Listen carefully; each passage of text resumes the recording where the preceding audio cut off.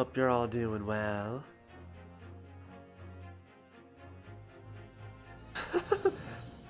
The great android attorney. Yeah, you know what? I like that. I'm stealing that for next time. Note to self. Yeah, food's good. I didn't hear the sound alert go off, did you? Let me try that again, make sure that worked. I'm in danger! There we go. Guess it just didn't work the first time. Weird. That's right. I'm a gay robot. Hey, food's good. You have ramen and you're chilling from work. Good. Rest is good. Everyone loves a good rest. Where were we? Stuff was happening. I'll just get a quick reminder. The life of... Right, alright, okay. We're getting to the point where... We're showing off that no, Shamspear wanted to fucking kill Natsume, so... Yeah, no. Fuck, what was this guy's voice?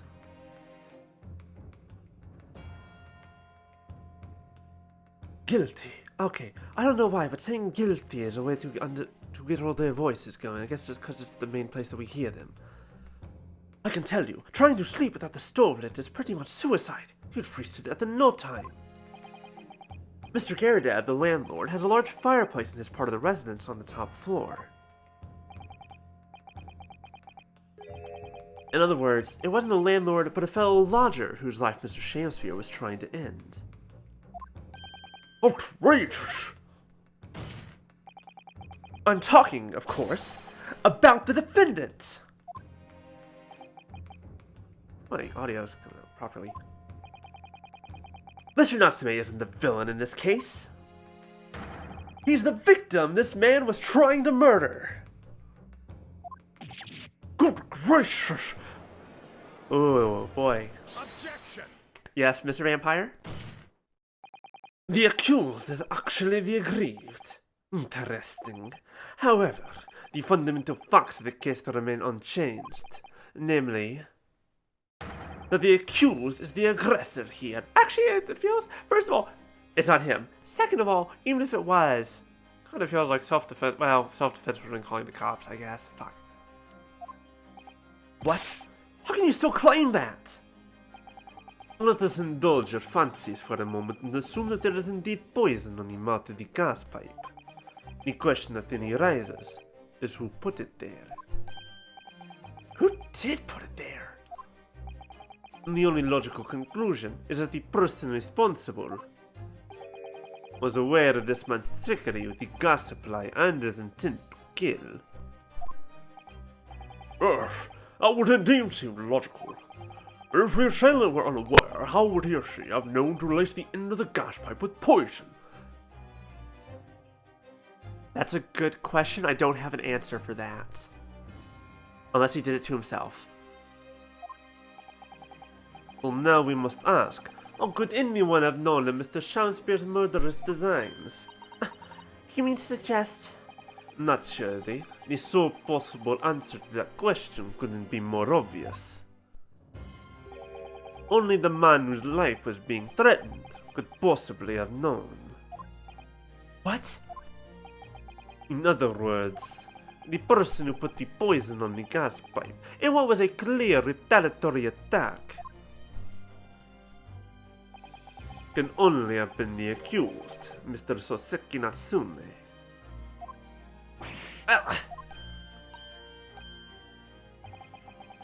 Whatever Mr. William Shamspear may or may not have contrived to do, he was nevertheless the victim of a potentially lethal poison attack.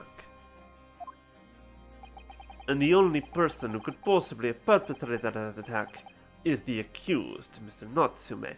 Okay. Here's the thing.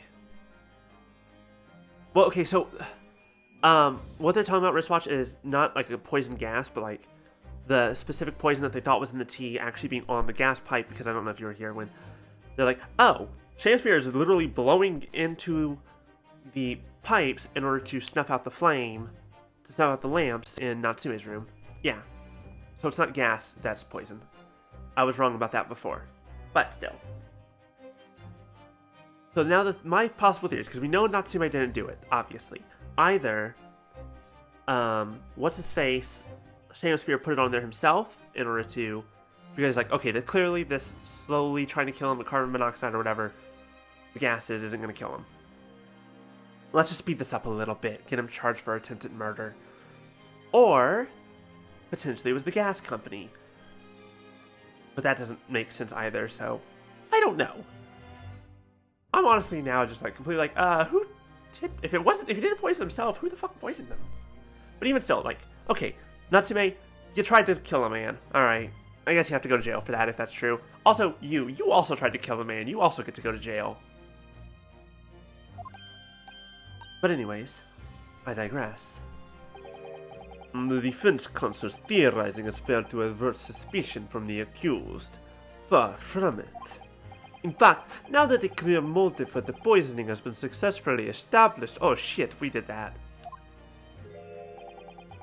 The suspicion is greater than ever. Ah, fuck. Would you not agree, my Nipponese friend? Hi, Maya. Welcome, welcome. Hope you're doing well. That man's hand is like a gun. Every time he points it at you, you just fucking fall over dead. How did he manage... Microphone. How did he manage to turn that around on me so rapidly?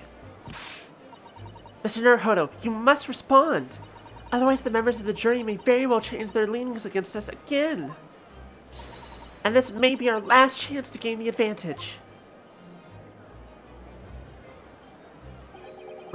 What advantage? Well, it would seem that somebody put poison on the gas pipe in Mr. Shamspear's room.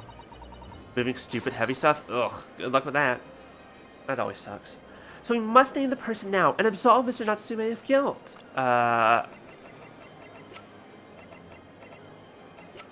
would have put poison there. Oh yes, also be careful, lift properly, don't throw your back out. That's all we ask.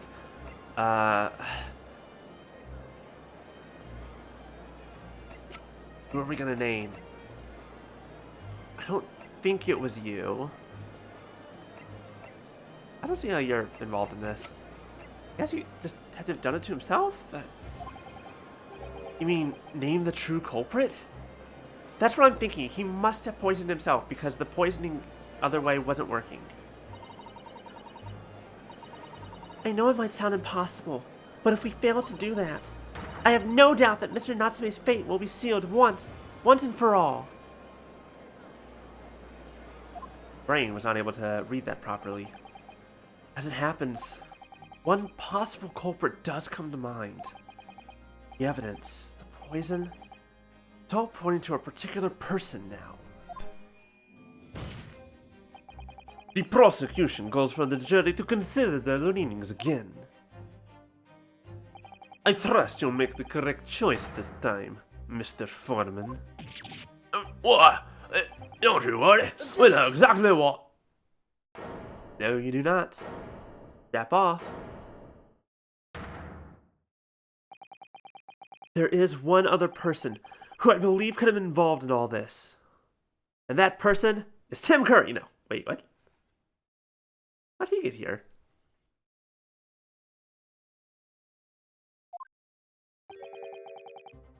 The true culprit of this crime. The true culprit? Yeah, it's very fluffy. I was like, sir. Ow. It's so fluffy. It's like a pillow or a cloud. Fluffy. It's very fluffy. His grandkids love his big fluffy beard. A term found only in second-rate novels featuring third-rate great detectives, my Nipponese friends. But why not? This farce has gone on for so long already, I see no reason to cut it short before its disappointing climax. That's what she said? I think? Thank you. Tell us, my learned Nipponese friend, what is your latest theory? Who is the so-called true culprit of this crime? Is it this motherfucker? Or is it this motherfucker? I'm just gonna say it's this motherfucker and see what happens. I think I got it wrong. The problem is, it's not the right proportion, so it doesn't affect him. He's off on a technicality. You claim this person is the true culprit. Okay, the fact that it's doing this means this is wrong. Highly suspicious, I would say, yes. Perhaps, my learned Nipponese friend, you should turn those wide eyes of suspicion on yourself. What? Well, it seems to me that your reckless reasoning makes you far more than anyone else you can name. No, wait. A very dangerous man indeed. Okay. Alright, wow. Naruto, please, you must concentrate. I was trying to. Then you must concentrate harder. Ugh, harsh. Who is the so-called true culprit? That's a good question. Shit. No, there's no way. No. She does have a motive. But why and how? So here's the thing. You, Oliver maybe? I don't think Gyaradev did it though. But, so, this guy killed this guy who was dating this woman, who was recently in a place that we know she could have easily gotten poisoned because she did and she almost drank some. The question is, how on fucking earth would she have been able to get in there to put the poison on the gas pipe, and why would she have known to? Okay, the only reason I think she would have known to is because it's how he killed her before, but how did she know that? I'm just gonna go with Olive, because you know what? Honestly, it kind of makes sense. There it is.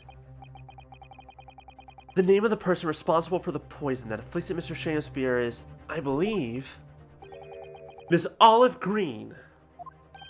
Miss Olive Green. Miss Olive Green. Do feel as though I've heard that name in the recent past, Control, but I don't recall where. Miss Olive Green, the woman from 6 days ago. The victim in the recent case of stabbing on Briar Road. So, again, is it a stabbing if the knife fell from the sky? I'm not sure. An incident from which Mr. Natsume was arrested, I hasten to add. And, might I add, innocent. He was innocent. He was arrested, but proven innocent, motherfucker. I forgot the honey for this tea, that's fine. I'll live with it. Oh, of course, yes. Miss Green. She was left comatose for some 3 days, I believe. But I hear she regained consciousness 2 days ago. And I hardly need to remind the court that Mr. Shamspear's poisoning took place 3 days ago. That's a good question. Wait. Honey and tea is a good idea. Anyways. Okay. Guys, hold on. What if? 3 days ago, not even 3 days ago, 6 days ago, the night she was quote-unquote stabbed, she met up with the person who... Wait, do I still have the note? Damn it, no, I don't have the note anymore. It's gone. Curses. Okay. Olive Green went to meet with someone who knew what happened to Duncan. We assumed that it was Shamspear or something, I don't know, whatever. It might have even been Gyaradev, actually, I don't know. Regardless, point is, she knew what had happened. She figured it out, she learned then. We thought she went comatose on her way to the meeting, but no. What if she got stabbed on her way back? On her way home? Thus, what if she was already in, like she was stabbed next to the apartment, or to the house? What if she had already been inside? What if she had already poisoned it 6 days ago? However, the reason why we did not know that it was poisoned until 3 days ago is because every night since, Natsume was in jail. except for that first night. The Shamspear knew something was weird, so he didn't do it that night for whatever reason. I think she did it a while back, but because Natsume got poisoned, or got arrested, he had no reason to then continue blowing into the gas pipe. Until now, the night that he came back home from jail, or even the day after, whichever. Given that the woman was lying comatose in the hospital bed at the time, she appears to have a rather fine alibi. Yeah, that rage emote definitely works for both rage and for I figured it out. At least I hope I did. I've made many assumptions that have already been proven false, but you know what? That's the nature of theorizing for me. I'm not Kaden. I'm not as good as she is. That being said, true, on the night that the incident occurred, Miss Green was in hospital. In hospital. I have a feeling that's not a typo, that's just a way of speaking unconscious.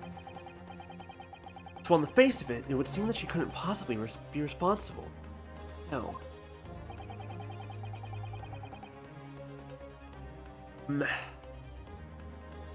That or she woke up early. That's also entirely possible. She actually woke up a day earlier than we thought. I'm not sure about that one. My colleagues and I visited Miss Green in hospital yesterday, and we found her to be in possession of a bottle of poison. Good gracious, she had poison? Yeah, the more I think about it.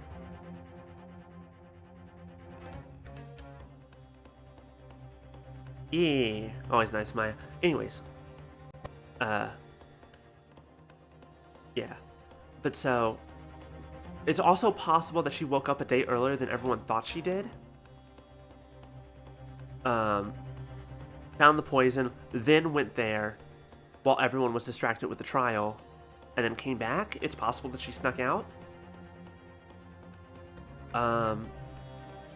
That's theory number 2. There are multiple possibilities here, because I just remembered, oh right, how did she get the poison? She probably got it from the hospital, but that wasn't until after the stabbing, so she might have been on her way to go meet Shamspear to confront him. Alright, Maya, enjoy the lurk. Thank you for the lurk. See you later. Have a great day at work. And there's another fact that links Miss Green to this case as well. The defense requests that she be brought to the witness stand in order to explain the details to the court.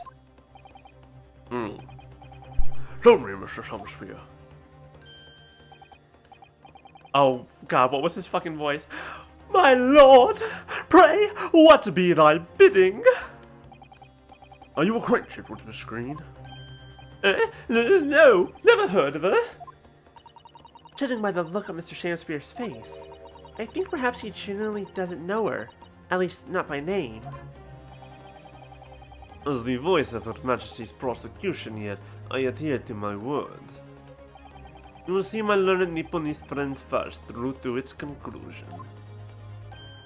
I appreciate that. The prosecution requests a short recess, my lord, in order to subpoena the witness and bring her here. Thank you, wristwatch. We're not out of the woods yet. Not out yet. Yes, Miss Olive Green. Miss Olive Green. Indeed, my lord. 1 hour should be sufficient. Very well. I grant the request. Excellent. I hope. The defense has made a most extraordinary accusation, I must say. But at the present time, I feel the prosecution's argument remains largely uncontested. Accordingly, I'm afraid the defendant and his culpability remain the sole subject of this court's attention. Thank you, counsels. We reconvene in 1 hour. Court is adjourned.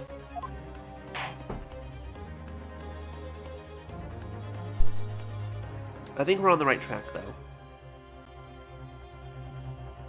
To be continued. Here momentarily. Save your current progress. God, this is only episode 2 of this game. Fuck. Oh, this feels much longer. First one.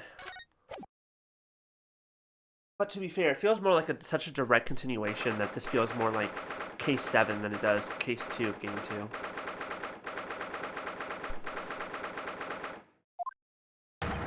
Joyful, jubilant jumping jacks! Oh, Mr. Natsume, I'm so pleased for you. Welcome, student Mr. Naruhodo Esquire, and non-locum judicial assistant Miss Migatoba Esquiress. Now, finally, at long last, there can be proof. Proof that I'm innocent and proof that my tea is innocent. Oh, good morning, my dear fellows. There you are. Where the fuck have you been? Oh, Herlock Sholmes. May you drink my tepid tea and fall forever silent.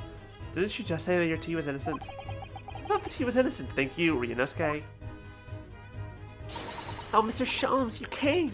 How wonderful. Please, save your derision. I know what you're all thinking. Good morning, he says, when it's very nearly time for luncheon. I mean, we weren't going to say it. Your scorn is written clearly across your faces.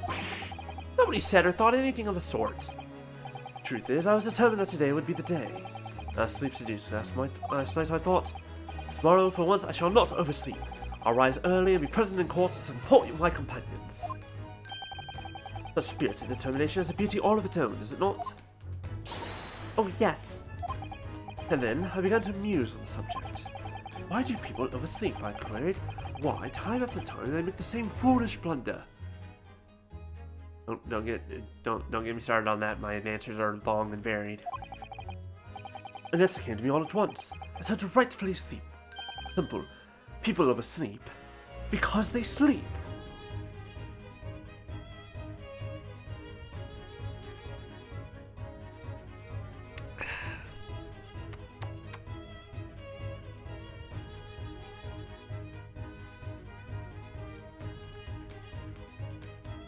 Ever just see someone so stupid you just don't have any words for it? Well, is that not an astute insight into the matter? Oh, yes. Upon which realization, I attempted an experiment. I didn't sleep a wink all night. I mean, it's technically true. It's just... And the results? By first light, I was exhausted. I began to be assailed by a fit of drowsiness. Shocking. And so, the conclusion of last night's experiment is this. A good night's sleep is quite simply essential. Thank you for things we learned 2 months ago, or a month and a half ago during the subathon. Yes, I think most of us probably knew that already. What others presuppose, I prove by experimentation. That, my dear fellow, is the scientific method. I mean, this is technically true. I don't disagree with the statement. I just disagree with... you. I just disagree with you. In general. Oh yes, and one more thing. Do you remember this? Yes, of course. It's the poison that Miss Green was about to drink at the hospital yesterday. Oh, you didn't manage to... It was a laborious task as the bottle was near empty. But such inconveniences do not hinder Sholmes. I must have confirmed that it contained strychnine. Let's fucking go! Let's go! That's what we needed. Hell yeah. So I was right. Perhaps. Of course, such circumstantial evidence doesn't prove Miss Green's guilt. I leave the bottle in your care now, but looking the inside of the deck is not recommended.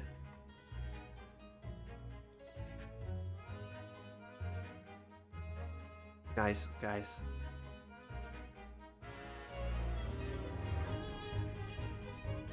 Okay, so you're not... Okay, no. Nope, we're not doing it. We're not doing it. Not in the next stuff. Damn it. I guess he wouldn't get into... I guess he wasn't... I guess he wouldn't really get in close with Noah's Ike's then.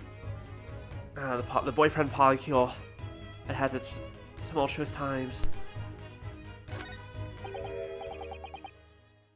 I have a word.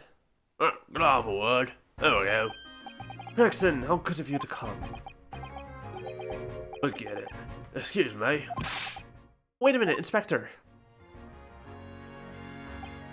I don't wish to make a nuisance of myself.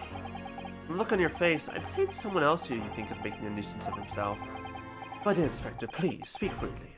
Pretend that I'm not here. Believe me, if I could do that, life would be a whole lot simpler for me.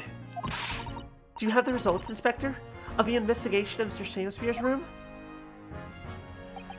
Not that. Shouldn't be long now, though. Oh, I'm here about something else. A dead convict, actually. Dead convict?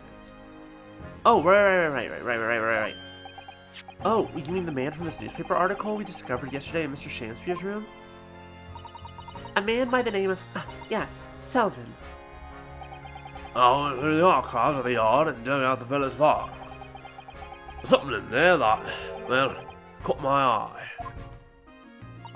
Something caught your eye? Oh, what, Inspector? What? I've copied out the relevant parts for you, so you can read it for yourselves. Thank you. The capital offender's file has been entered into the court record. These documents... Hold on. First of all, we need to do a little bit of inspection ourselves.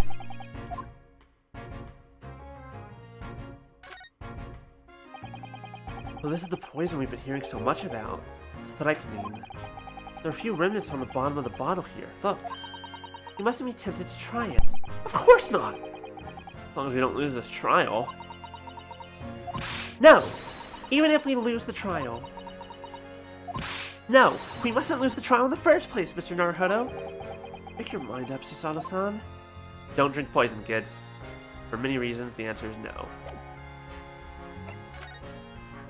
Investigative findings related to Selden. 18 counts of burglary, 6 counts of suspected murder. Died of natural causes whilst in prison, his final moments witnessed only by his cellmate. The estimated 1,000 pounds worth of loot he still remains undiscovered, or unrecovered, I should say. Manchester Strangeways Prisons announced the death of convicted murderer and burglar Selden by natural causes in the early hours this morning. He had been suffering with fever since the end of October. Alerted by the shouts of his fellow cellmate, medical staff arrived to find him already dead before his capital punishment could be carried out. Curse you not having information on the cellmate.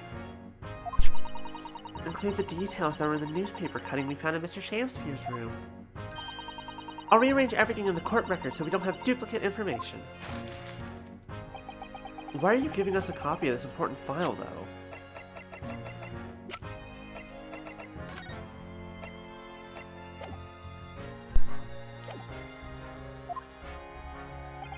Well, you're the ones who turned up the clue in the first place, aren't you? I'm just making sure things get handled in the proper fashion. Oh, Scotland Yard's workings are so wonderful. Indeed, my dear fellows. The inspector here has a shining diamond in its crown. Shining diamond in the rough, maybe. Look, I just don't want to be beholden to a lawyer, that's all. Yeah. We remember the 5th trial that'll happen later from this time period. Counsel for the defense, I'm the defendant. Court proceedings are about to resume. Please make your way to the courtroom at once. Wow, an hour passed fast. Well, I shall leave you then. I'll be listening with interest from the public gallery. Not nodding off at all, certainly not.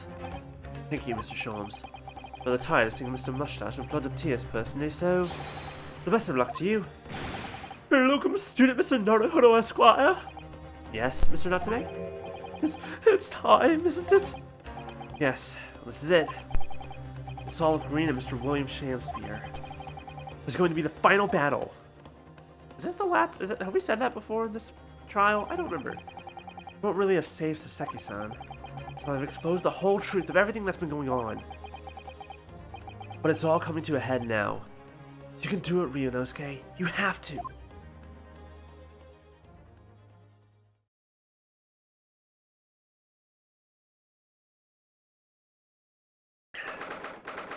February 23rd, 12:30 p.m. The Old Bailey courtroom.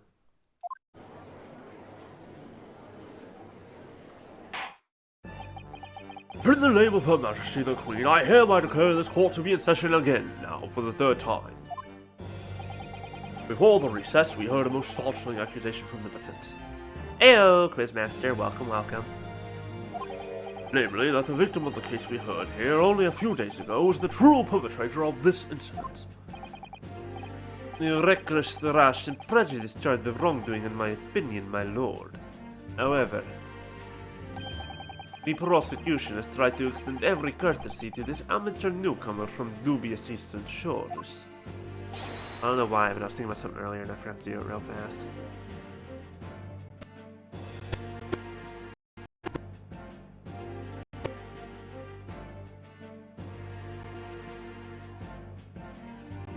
What's it? I thought there's something I was going to add to my throne just for the hell of it.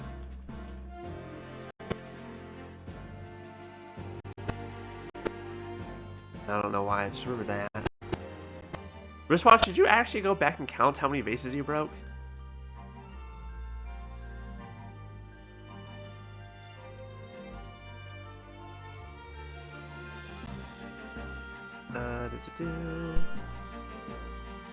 No, you just grabbed a whole bunch.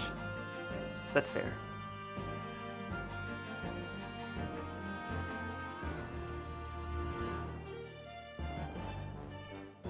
I think this is...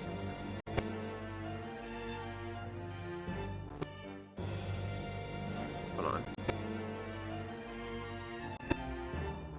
I'm trying to make a joke. About that.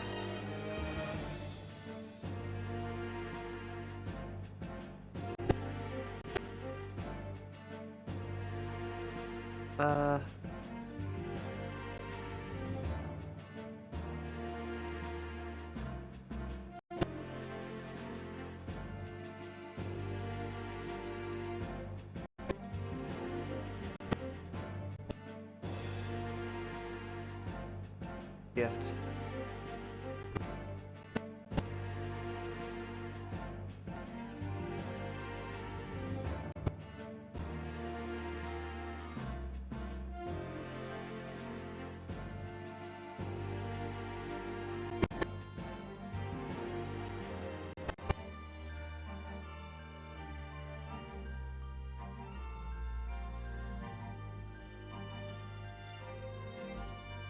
There it is.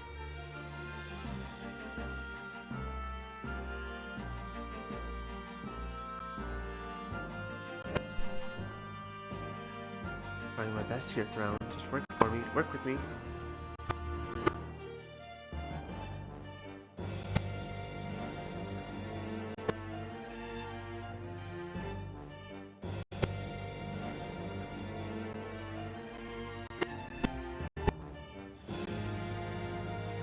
Please.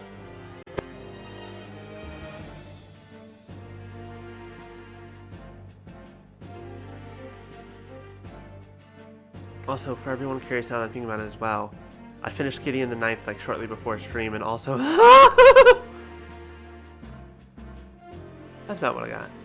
So much screaming, so much emotional damage. My soul.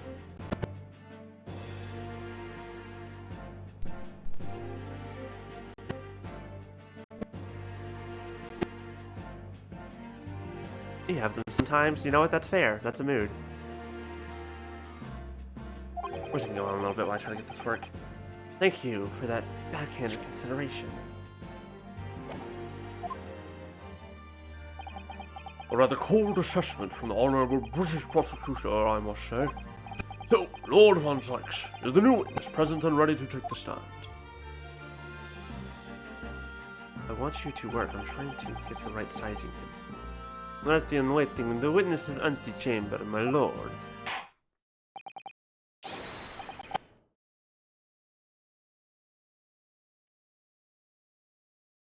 Add the damn gift.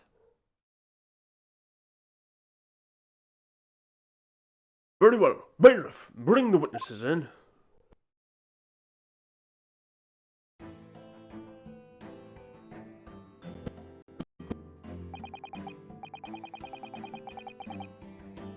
Witnesses, state your name and occupation for the court, please. What was his voice again? Fuck, I lost it again. Hold on one second. I can do this. Oh, Vermintide 2 is free on stream right now? Good to know. Can we backhand the prosecution? God, I wish. Alright, Oh, lo and behold, William Shamspear, my liege, for mine occupation I can say only that I be a tragic victim to be pitied. I'm currently unemployed, in other words. I'm Olive Green. I'm a fledgling artist. Well, no, not a fledgling, really. Hopeless failure. His 2 weeks period to admit she has no talent, I suppose. Okay. Quick thing. First of all, stop being me. Stop being me. Second of all, talent's bullshit. Fuck that noise. Alright? Hard work, skill. Fuck. There's such thing as talent. I don't know why I can't. This part. Are you gonna work this time, please? What do you mean, is she fetching very? Oh my god. Hold on. This is fine.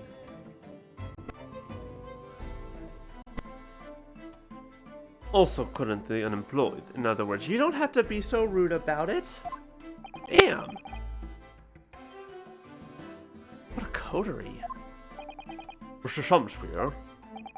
My lord, I am thy humble servant. I'm afraid that you are no longer merely the victim in this affair. The possibility has been raised that you are in fact the assailant, intent on taking the life of your fellow lodger. The part you have played in this whole business will be thoroughly scrutinized, I assure you. Okay, you know what? This is fine. We're just gonna put that shirt on the wish list, on the throne wish list. Right there next to the chair.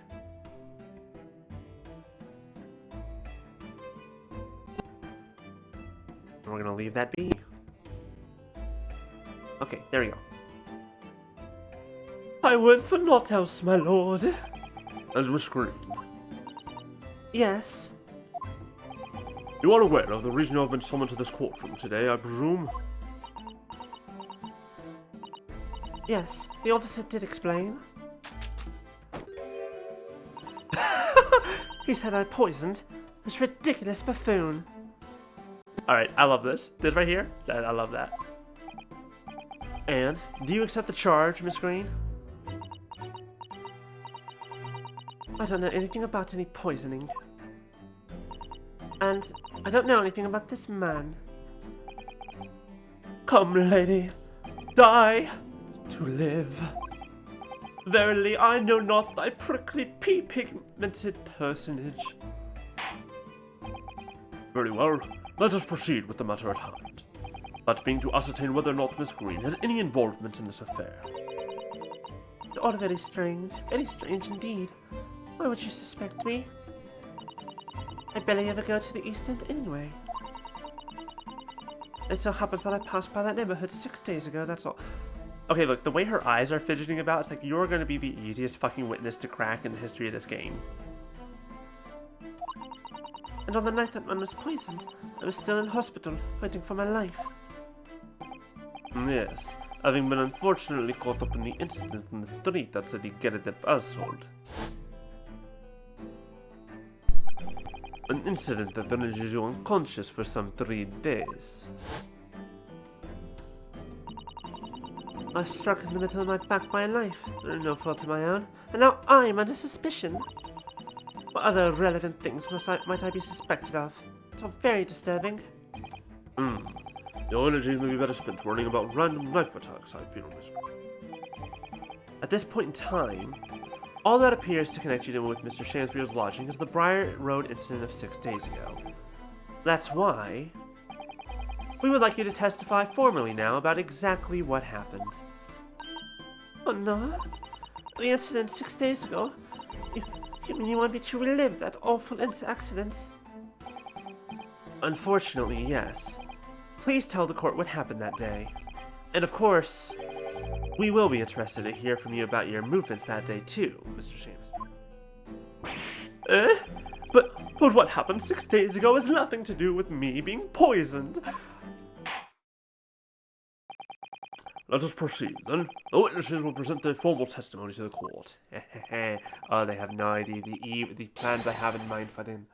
On the subject of the incident that took place on Briar Road the evening of the 17th of February. But also, if she went comatose 6 days ago, That means, and she was unconscious for 3 days. That means she woke up and he was poisoned 3 days ago. And she woke up 3 days ago. The timing still matches for me. Unless the way they're using 3 days ago is weird. The evening of February 17th. It was 6 days ago, at about 5 p.m. I was walking along in the snow when I was suddenly stabbed in the back. Coincidentally, it happened to be just outside the house where the men in this case have their lodgings. I was at the tavern on the eve of which thou speakest, for I had bespoke my supper. It was the first time I'd been in the area. I did little matter to attend to, that's all. Anyway, I was admitted straight to hospital, so I knew nothing about all of this business. Hehe. Yeah, I was thinking that too. The paintbrush has paint on it. Yes, the second incident inside a week of what I believe to be aptly described as the haunted lodgings. One can only presume this is a most unfortunate coincidence. Meanwhile, you say we are not in your room, Mr. Shamspear. It was the following morn when I did awaken that I learned of the dire events. I don't think red is flesh-colored. Mary, what a commotion did the officers of the law make on the floor above mine? Saki-san was arrested on suspicion of attempted murder. As suspected, there is nothing connecting these two witnesses but happenstance. Hold the phone, I haven't done my cross-examination. I have information that you fucking don't, bitch. So sit your ass down and let me work. Oh, absolutely. It's true. It does seem as though they're unrelated at first glance. But I'm not so sure. Something lurking in the shadows here. I feel certain of it. And this is my one and only chance to expose it.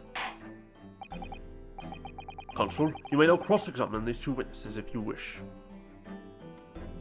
He's more smug than Edgeworth. He's more smug and more racist. Yes, my lord. Oh, but yes, I added to my throne. In part because some coworkers at work today were noticing growth. I'm like, you know what shirt I should add? You know what shirt I should add to my throne and just purchase that one day and have that at the ready? Where's the stupid emote?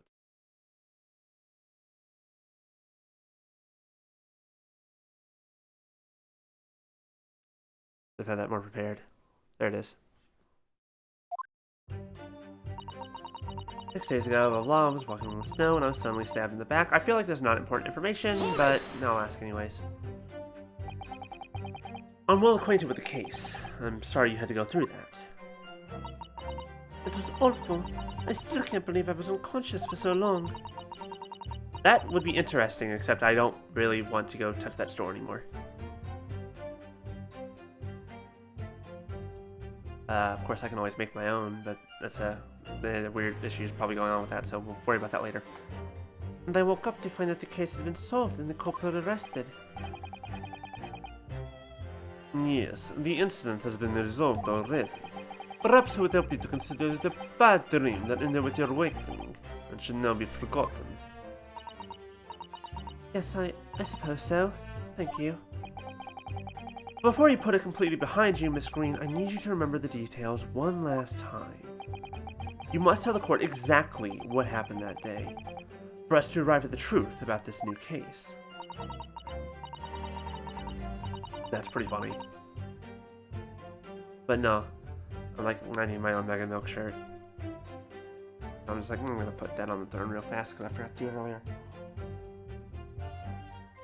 And if not, at some point I'm just gonna straight up buy it. And what the fuck just happened to my model? Had a fucking aneurysm. Okay. What's that? That was weird. The trouble is, there's nothing to tell, really. I was just walking along the pavement. Coincidentally, I'm just being outside of them, and in this case, coincidentally, my ass. What were you doing there that day, though? What do you mean? The art school you attend, what's it called? Yes. it's the Thorndike Academy of Fine Arts. Once again, don't call me Thorny. I'll try my best to be very comforting.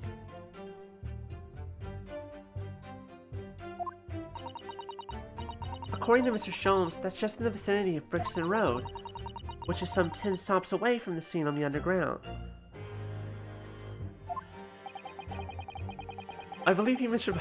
I tried to just power through it, I couldn't do it. I believe you mentioned before that you also live on Brixton Road, isn't that right? So why then would you have been walking along Briar Road in the middle of the East End? Well, it's because, yes, of course. I thought it might make a nice picture. My witness is a student of art. City-dwelling artists can't all paint grander than this does.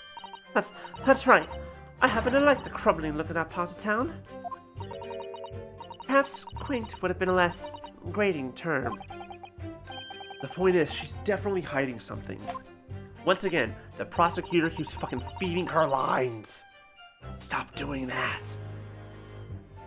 Objection. Prosecutor is feeding the witness lines. It seems she's not going to be forthcoming with the truth. She's trying to hide why she was there that evening. Must mean there's a reason for her not wanting us to know. That's the key to this. And you, Mr. Shamspear, on the evening of the incident 6 days ago, leading the witness, that's the word, thank you, Quizmaster. Would you tell the court what exactly you were doing? Would be my pleasure, sire. I was at the tavern on the eve of which... Your Honor, objection. My opponent's a vampire and a bitch. Objection overruled. Not be thrown at a court. Well, objection abstained, but it doesn't really change anything. Hold it! A tavern, you say? Which one? Was the Slug and Salad where I did, Teddy. It's a jewel in the East End. That's the one. That's the tavern. That's the tavern that she was gonna go to. I wish you would react to that. A little unexpected, I feel. What do you mean, Lord Van Zykes? The Slug and Salad offers unusually fine dining, or the locality at least. Not an establishment you expect to be patronized by a man with not even a crumb of bread in his room. There are times when he turns his, like, vicious gaze and vicious tongue on someone else. We're just gonna live with the fact that I said that. And it's just so nice to watch that. Fucking goddammit, the rest of the sentence didn't help. The rest of the sentence was no better. Ah, shit. Alright. Fuck. Oh, you ever... Damn it. Now I know what Caden feels. Caden's like, oh, fuck. You start saying words, and then all of a sudden you're like, oh.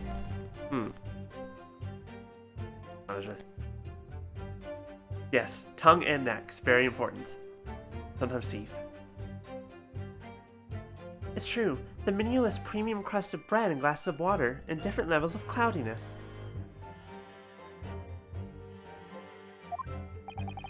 I just talk, and then it's like, nope, we're fine, we're just gonna move on. Keep talking. It's like, that just made it worse. Thank you. I would have expected grubbery in the local vicinity to be more appropriate for your means. Watery soup and mushy peas, or rather, soupy water and beer like mush. All equally appetizing. I just wanted to try some water in a different pub for once. What's wrong with that? How different can water really be? Are there meatballs in those clouds? There's a chance. There's a chance, Punisher. Or perhaps there's a more plausible explanation. A specific reason why he had to go to that particular establishment. Greed. Hard water or soft water? That's a good question. Is it carbonated or is it not? Is it how well filtered is it? Rainwater? Is it tap water? Is it just literally the snow that you caught falling out of the sky and then let it melt into water? Sure, you can do a lot of that there in London. Solid water, gas water. Gas water. Imagine just someone buying a glass of gas water and it's a cup with a lid on, and you take the lid off and just steam just pours into your face. You're like, what a lovely cup of gas water, sir. Another round. Mr. Shamspear's own actions on the day of the incident 6 days ago were slightly suspicious. I wonder if we have some evidence that can explain those actions. We do. I just don't know if we actually have it. Excuse me. The problem is, we don't have... Well, kettle? Canned air from Spaceballs? Well, you said canned air. I was just thinking about fucking, the Lorax.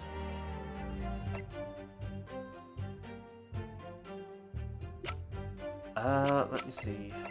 I don't think we have evidence. We don't have the evidence we need, do we? We're missing that crucial bit of... Well, we have this. But for whatever reason, we don't have the other half of the letter. Where's the letter?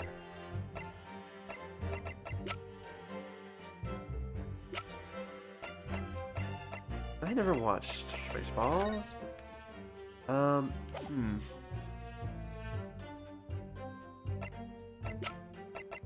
Because she has the rest of the letter. We need to get that letter out of her. We don't have the evidence yet. I didn't even read it at first, but I was looking at it as like, at the moment. We don't have anything at the moment. Well, we might later. Which we did, but sadly I can't think of anything at the moment. If we find a clue that can explain why Mr. Shamspear went there, we must present it to the court. Yes, absolutely.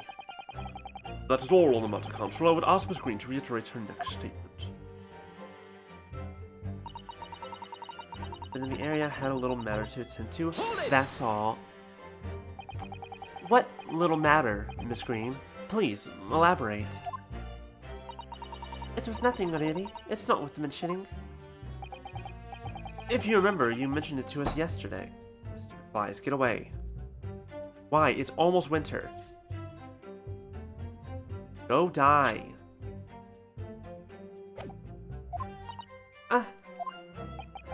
It was related to the card you were holding.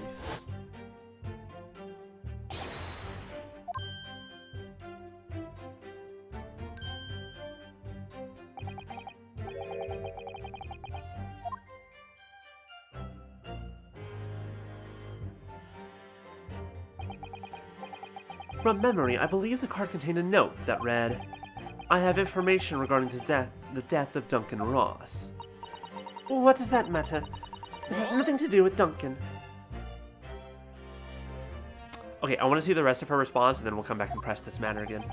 Duncan Ross. Please, Miss Green, tell us more about that note. I'm sorry. There's really nothing I can tell you. Alright. No. He's not Duncan. He killed Duncan. This is Duncan. This man murdered Duncan. Excuse me.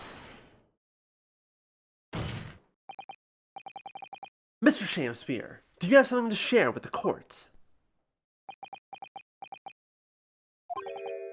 To be or not to be, that is the question. Pray forgive me, the great barge words springeth from within me with never thought. Don't tell me, it's because you're possessed by Shakespeare's spirit, right? Hearing Miss Green's words a moment ago seemed to make you think of something. Something of relevance, perhaps? Well, nay, sire, 'twas nothing at all.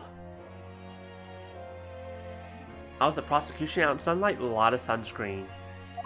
Also, they're not out in sunlight. We've never actually seen them out in sunlight. We've only ever seen them in the Old Bailey, personally, I think his coffin is down in the basement. And that's where he slept for those 5 years when he wasn't in court. He just wakes up whenever he hears that Ryunosuke is going to be the defense lawyer. He's like, I must go out and be racist today. You know, like a vampire.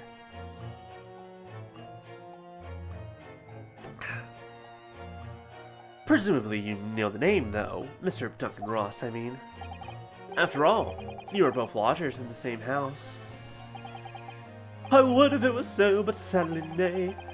Lodging be a lonely occupation, sire. My lodging fellows be rarely known to me. So you haven't heard of him, even though he passed away in the room just 1 floor above yours? Miss Green. Me, my lord? Have I done something wrong? The card that was mentioned before, containing the note. Do you have it upon your person? I do, yes. But I don't need it anymore. In fact, I should throw it away, really. Before you dispose of it, the court will take it as evidence, please. Ka-ching! Of course. That's what links Mr. Shamspear and Miss Green. Feed exclusively on lawyers to gain their knowledge. Why aren't you letting me actually read the note? Okay, hold on. Rather carelessly, hasn't it? I have to open correspondence more neatly than that. What is it? The way the envelope is torn. I'm almost sure I've seen that exact same shape somewhere else. Yes, yes. Oh, you don't mean... Were you thinking of this piece of evidence, Mr. Naruhodo? Exactly. That's it. Try to match them up. They go together perfectly. Who would ever open a letter this way? Use the flap. It's there for a reason. The torn off end of the envelope clearly belongs with this card. Gremlins? Absolutely gremlins.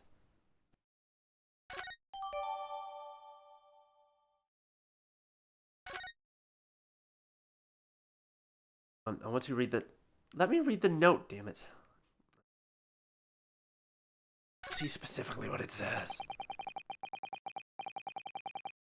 Then we found fit together perfectly. Yes, there's no question that they're from the same letter, but that means something doesn't quite add up here, does it? Oh, we have the evidence we need. It's Duncan Ross. Now, continue with your testimony, please, Miss Green. I was admitted straight to the hospital, so I knew nothing about all of this business. Where was it? Drives you crazy? Yeah. But don't tell them we called them a gremlin. That's all I ask. We had evidence. Connect these two here? I don't remember. Oh, it's not coincidentally? Yeah, that's probably the right one.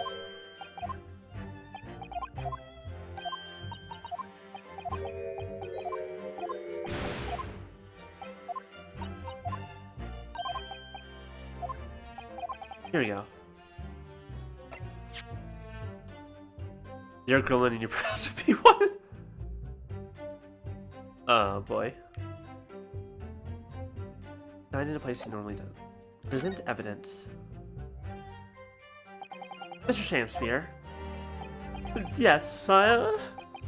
On the day in question, is it not the case that you visited the Slug and Salad, a place you don't normally patronize, for a very particular reason?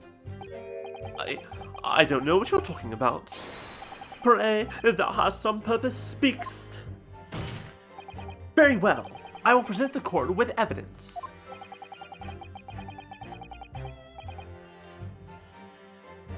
Evidence that explains why you had to be at the Slug and Salad that day. Namely... Take that! I believe this card reveals the answer. Good lord. Miss Green's card, you mean? That's right, my lord. It reads, I have information regarding the death of Duncan Ross. Come to the Slug and Salad on Briar Road at 5 p.m. on the 17th. Don't tell anybody else about this letter or the meeting. It is a matter of utmost importance. Mr. Shamspear, your actions on the afternoon of Miss Green's stabbing. are exactly as described in this note.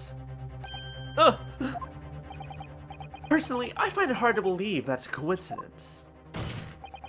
Don't you, Mr. Shamspear? Well... Excuse me, can I say something? Yes, Miss Green? That card was delivered to me. It doesn't have anything to do with this old man, does it? Well, you think so, yes. But it's hard to believe it's merely, my lord, may I? Hold on, we're not done yet. May you what, Miss Green? I'd like to make something very clear about that card. Very well, then. You may amend your testimony to include details about the peculiar note. This note was delivered to me at my address. It's nothing to do with the odd man next to me here. Oh man, sure would be a shame if someone had evidence to contradict that. Wouldn't it? Fucking wouldn't it? I'm not even gonna bother pressing this. I don't give a shit. Objection. The day before the incident, exactly 1 week ago now, this note was delivered to your address. And upon carrying out the instructions in the note, you found yourself in hospital. Yes, I did. It's terrible, everything that's happened to me. Yes, it is terrible. If it's all true, that is. What do you mean? Miss Green, have a look at this, please. It's the torn-off end of an envelope. Oh, is it? And it so happens that it fits together perfectly with the envelope of the note you received. Oh, imagine that. Beautiful fit. Oh, where did you find that? Funny you should ask. We found it in Mr. Shamspear's room. In my room? Yeah. Thank you, wristwatch. Mr. Shamspear, do you perhaps remember this note from somewhere? Well... Your actions that afternoon follow the instructions in the note to the letter. Come to the Slug and Salad on Briar Road at 5 p.m. on the 17th. So that's exactly where you went. Let me ask you again, Mr. Shamspear. You already knew about this note, didn't you? And you, Miss Green? What did I do? As this torn-off end of the envelope proves, the note was originally in Mr. Shamspear's room. So how is it that it came to be in your possession? I don't have the first idea. I'm just a fledgling artist after all. There's only one explanation. You broke into Mr. Shamspear's room and stole it.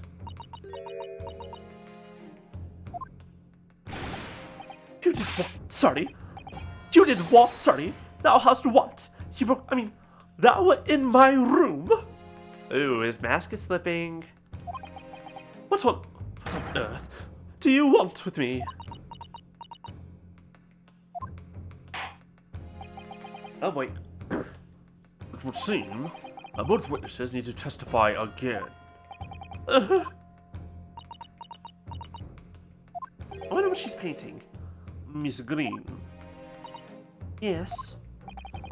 Whilst you have the sympathy, I'm sure, for the suffering you have endured in the recent events, anyone found to be giving false testimony in a court of law will be duly punished.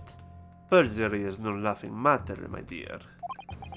Please bear that in mind.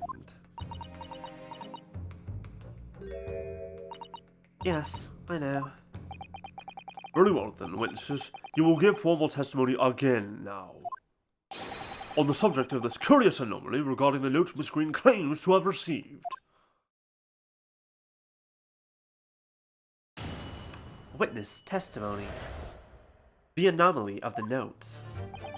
I do remember now. 'Twas a week ago, peradventure, that note was delivered unto me. On the day writ therein, I did tarry a long hour at the Slug and Salad, yet nobody came.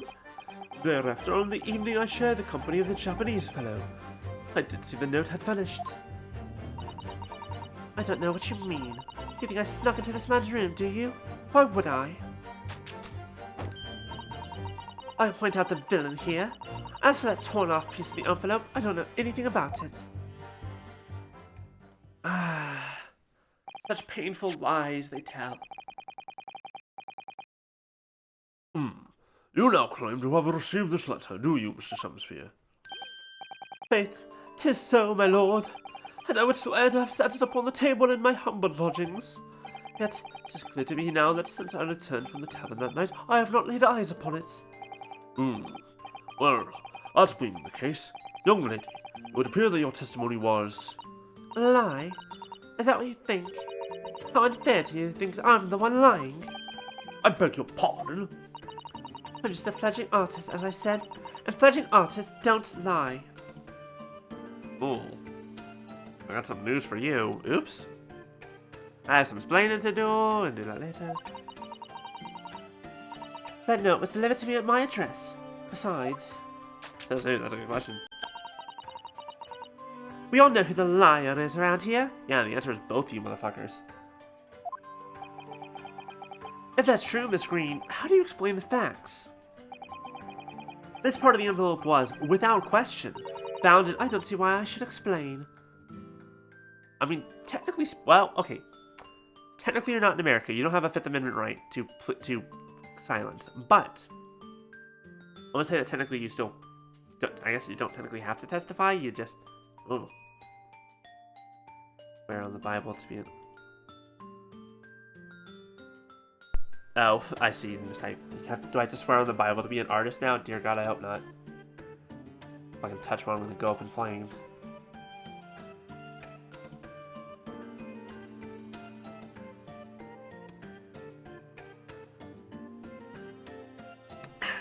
Yeah, that's a lot longer than it should have.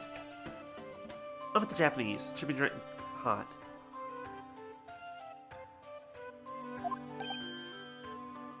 Sorry? I'm a fledgling artist. My job here is just to say what happened, that's all. Which is a different... Oh. You know what? You gotta choose your art book of preference. Animators generally have to do like the... Animators will generally pick that 12's Guide to Animation. You know, that classic one that all animators pick up. I don't remember what it was called now. That's one for animators. A bunch of different still life and gesture drawings for all sorts of other kind of artists. Coding for dummies? Yeah, that's fair. It's your job to give the explanations and the proofs. You, the fledgling lawyer. Fledgling will do his best. Evidently, my learned friend's cross-examination is our only hope of learning the truth. Well, counsel. I'm ready, my lord. Very well, then. The defense will now proceed with the cross-examination of the witnesses. Hydrate? Will do. Patrick, thank you, Monica.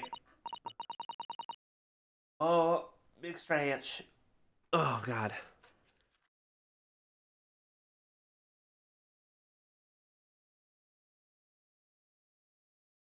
I will say the one thing that I might miss about this chair, if I ever get a real good one, is that this one has a low enough back that I can like stretch all the way back on it, which I probably shouldn't be doing. That's actually probably not a good thing, but it feels nice. So, and that's how she acquired the note.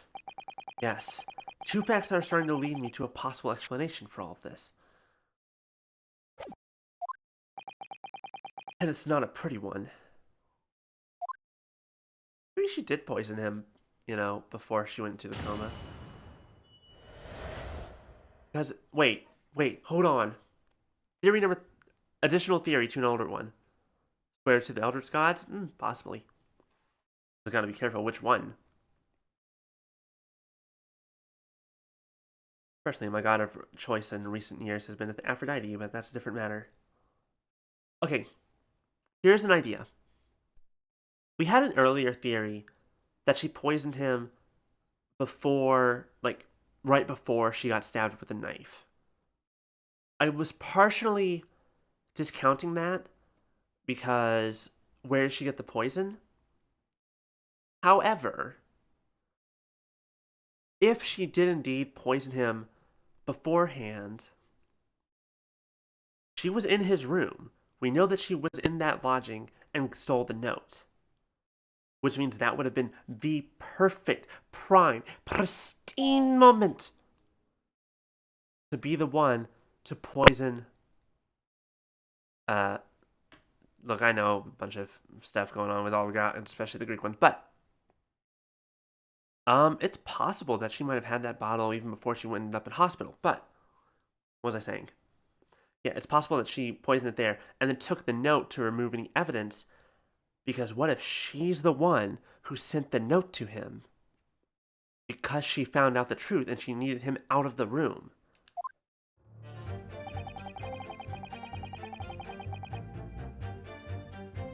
Artemis would be a good one. Artemis is actually a very good choice.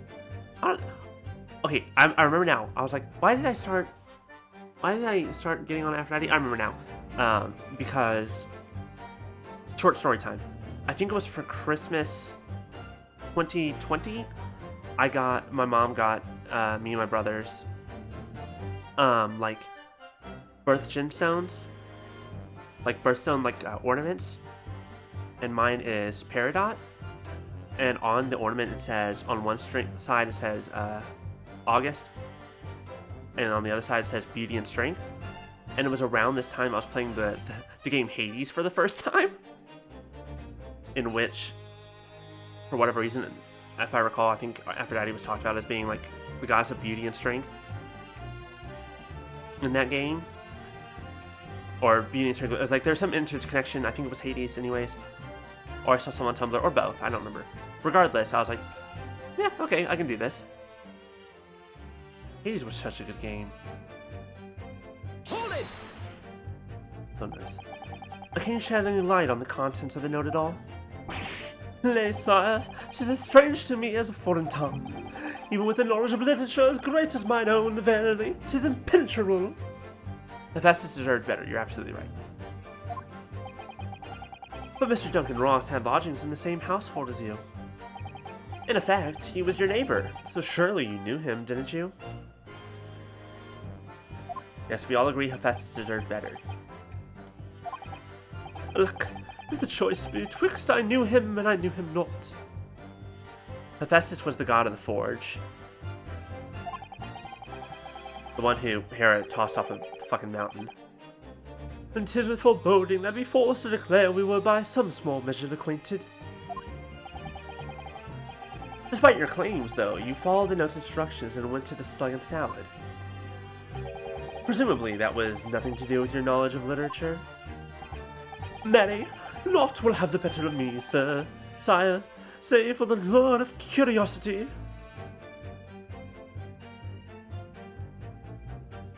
I mean, to be fair, in that one regard, like, you're absolutely right. She definitely is, like, but she also, like, didn't really choose to marry him. Gods are fucking weird. Greek gods especially.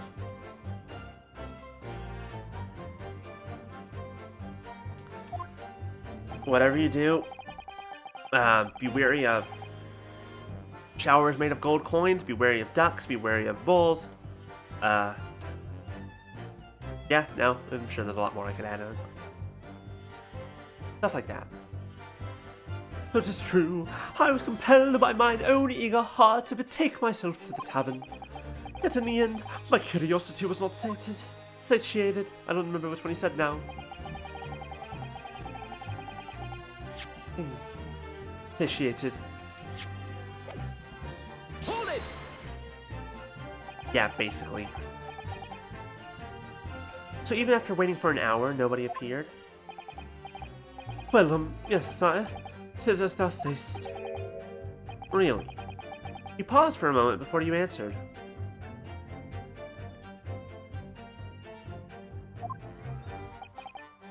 In truth, when thou asked whether nobody appeared, I did suddenly recall.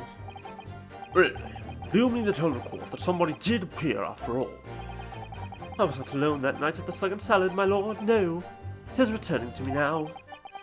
I did treat my lips to almost clear water, and mine innards to a premium crust bread, and all around me danced a great many companions.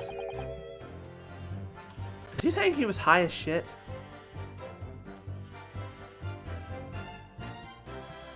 What do you mean? Flies, sires, flies! What cares about your damn flies? Good lord! In the name... Ah, that hit me weird. In the name of Beelzebub, what were they? Someone down the wrong pipe. Fairies, perchance, from a midsummer's night dream, come to taunt me. I think they were just flies. I can't help thinking that the flies ought to choose something more wholesome to buzz around. Is that wrong of me? No, I think we're good. Thereafter, on the evening I shared the company of the Japanese fellow, I did not see the note had vanished. When exactly did you notice it had gone missing? Such idle thoughts never occupied my mind. I am busy with greater ideas. In other words, you didn't notice. Several days passed between your outing to the tavern and Mr. Natsume's visit to your room. Yes, it would appear that the note disappeared sometime in that interval. Such idle thoughts never occupy my mind. I am busy with greater ideas, is the thing that I've already said. And yet, during that time, Miss Green was comatose in hospital, was she not? No. She was comatose in hospital after his visit to the Sun Salad. Clearly, then, she could not have been stealing things from Mr. Shamspear's room. Incorrect, sir. Yes, of course. It's all some sort of misunderstanding, isn't it, Mr. Prosecutor, sir?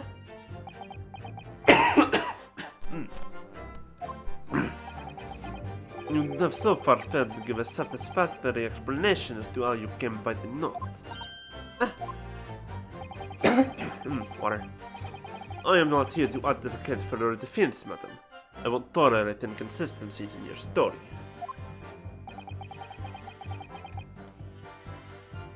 You would do well to remember that. Oh, dearie me. What sort of ones likes getting at? Oh no, what you mean? You think I snuck into this man's room? Did you? Why would I?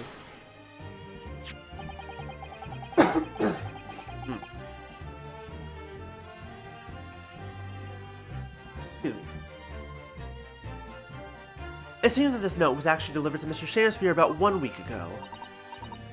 Oh, does it? But for some reason, it ended up in your possession. I can't think of any way that could have happened except for you breaking into Mr. Shamspear's lodgings. Objection! But for what reason would the witness have done that? I won't deny that Miss Green's possession of the note would appear to defy logic. However, until and unless their involvement in this case can be proven in some other way, any further pursuit of this note is meaningless. Miss Green can only have come to be in possession of the note by stealing it from Mr. Shamspear's room. And yet, there's no obvious reason why she would have done such a thing. What if there was some other reason she broke into his lodgings, though? Yes, we should pursue that idea, Mr. Naruhodo.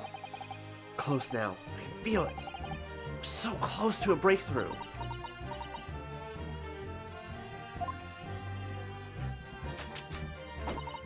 You point out the villain here, and as for that torn-off piece of envelope, I don't know anything about it. So you don't want to tell the court the truth about the letter, was that it? I'm a fledgling artist, remember? Artists are nearly always introverted characters. I mean, that I'll agree with. Introverted? Fie! This fledgling not readily cast aspersion about my nature. Yet I am an angel, a seraph. Birds do harmonize with my song. The wind doth frolic on my wing. No pity, wherefore dost thou accuse one so pure of heart, ample woman? Pure of heart? I don't think so. Even a fledgling like me can see you're just a failure. Tragedy! Thou shalt not know the true heart of an artist until thine instruction hereafter by death. Oh, the days, oh, the years, alas, to enlighten thee, thou must wait so long and in vain, and why the fuck am I doing these weird motions, I do not know. I am but possessed. Possessed by the spirits of dance. Mr. Naruhodo, interject with some clever remark. This is your chance to shine. No Shakespearean actor, Mr. Sato. No, as far as I can tell, the only thing that's going to resolve this argument is evidence. It's evidence, yes. It's clear that Miss Green did in fact break into Mr. Shamspear's room, isn't it?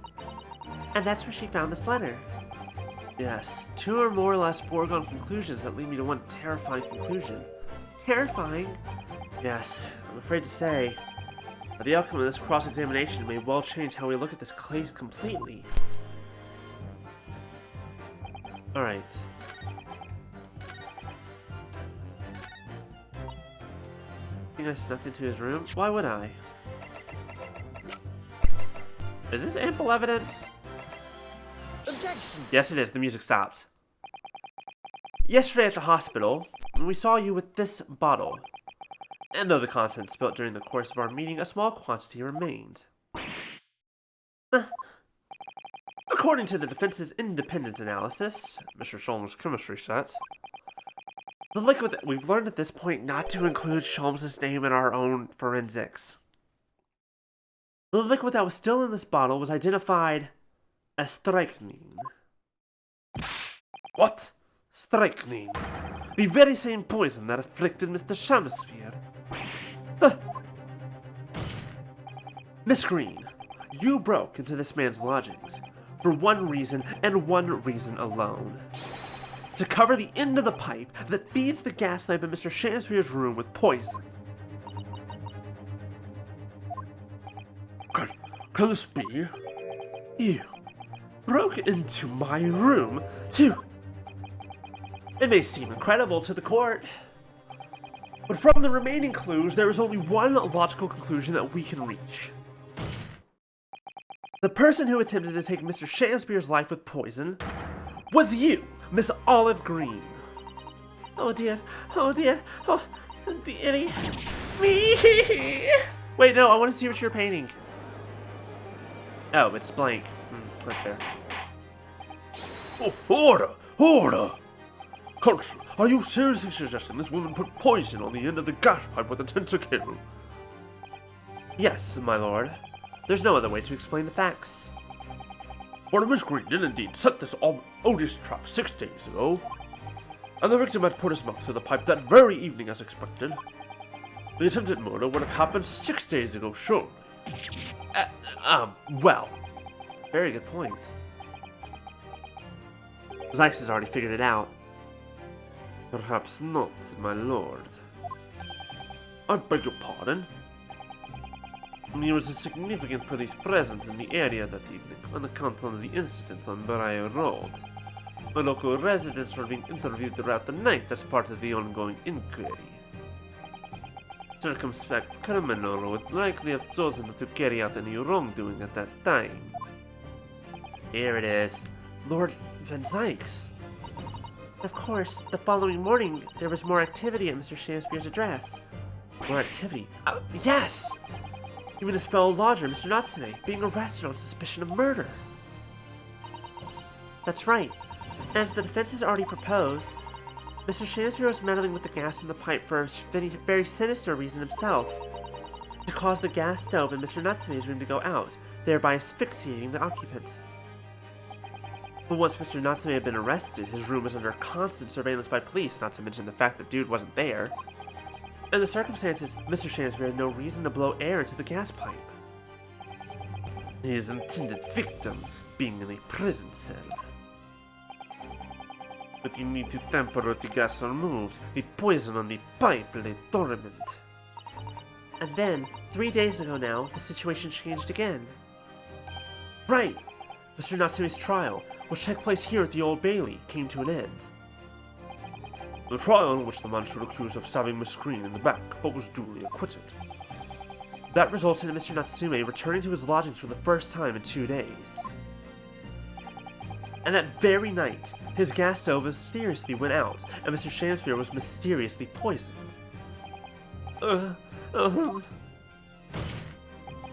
In conclusion, the poison that was present on the mouth of the gas pipe had been put there in the victim's room some 4 days earlier. Mary! With that new understanding, it becomes clear that this letter was all part of the plan. What plan? Why does it sound like it's not showing up? That's weird. Could be. Be right there. Like, they're playing at least, there's that much.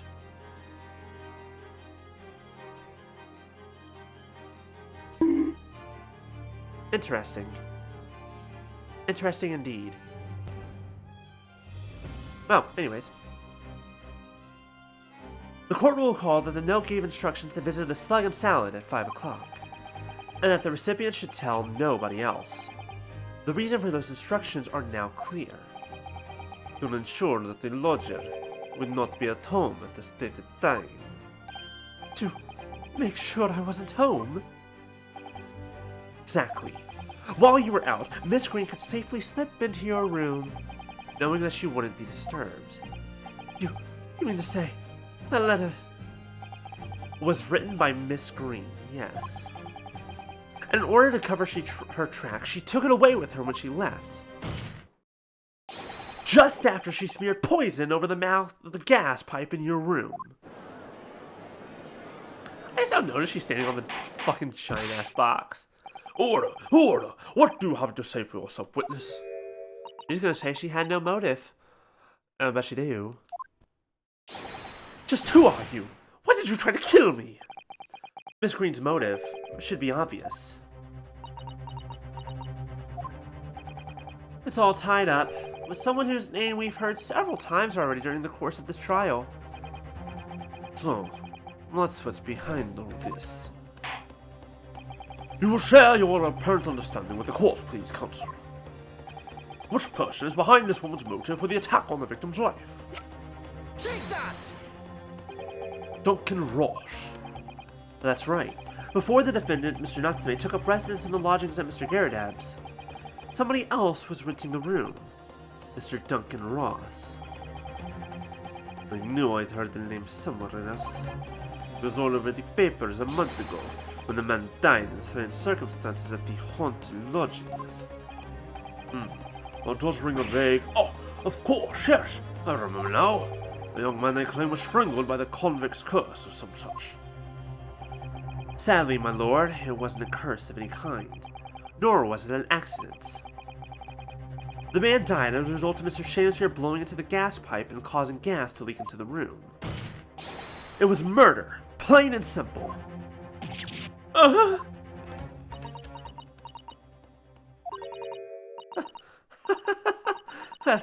What do you know? The world is so unfair. This is curious deaths. That's all people care about. It's an interesting story. They want to know. It doesn't cross their minds that real people are involved. Once they're bored, just 1 month later, once the story's lost its appeal, everyone's forgotten him. You mean you? Duncan was. Mr. Ross was Miss Green's fiancé. I'm in danger. Fiancé? You may not have known until now who Miss Green really is, Mr. Shamspear. But she's known exactly who you are all along. Because you're her sworn enemy, the murderer who took the life of the man she was to marry. Mary!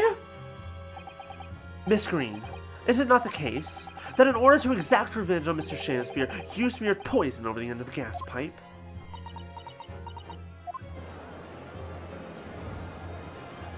Honestly, I don't blame her.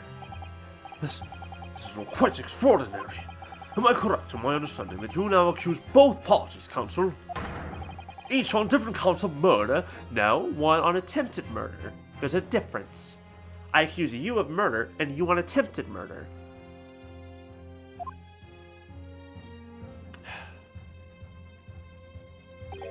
Yes, my lord, that's correct. Objection! What do you have to object to?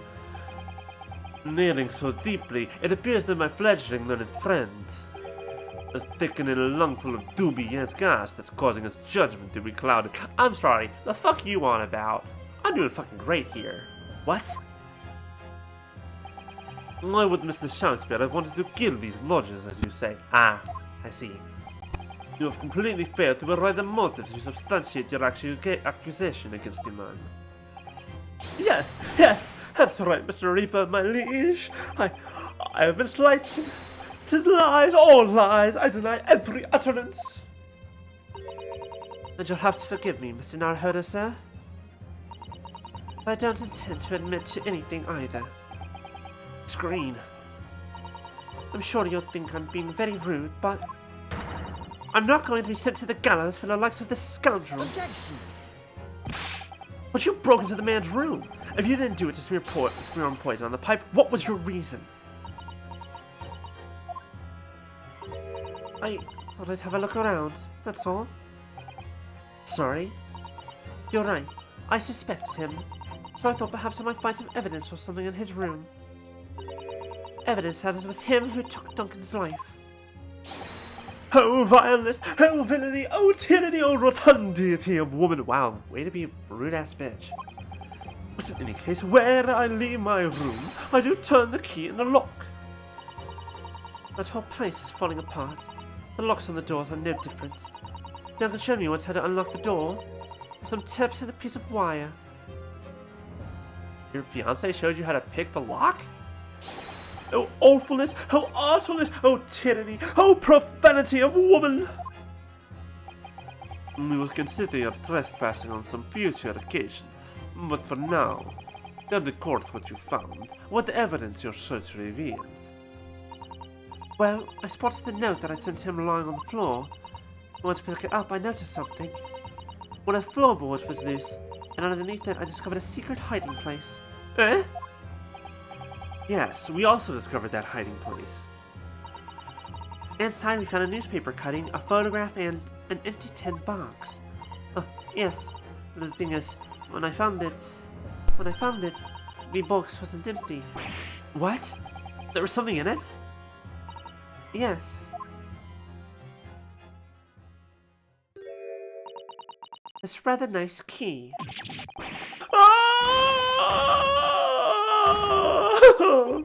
What are you doing with that? What the? Another one raging. Boom. Headshot. Every ounce of color is drained from his face. Give it here! Give it to me now! It's mine! I inherited it! I'm sorry, inherited? How has he only just noticed? That's a good question. I'm kind of thinking the same thing. What was that, witness? What did you say? You inherited it? No, Ugh. What's all this about? He inherited that key? It was obviously important to you, since you'd gone to such lengths to hide it. So I took it. I don't know what it's for, but you took something precious from me, so I took something precious from you. So what if it means you can't open something now? I don't care. Give it back this minute. Give it to me! Calm yourself, witness. So Mr. Shamspear has tried, and in one case succeeded, to take the life of 2 lodgers now. Yes, his motive for doing so is the key to everything that's happened. It's true that there appears to be no motive to support the accusation against Mr. Shamspear, at first.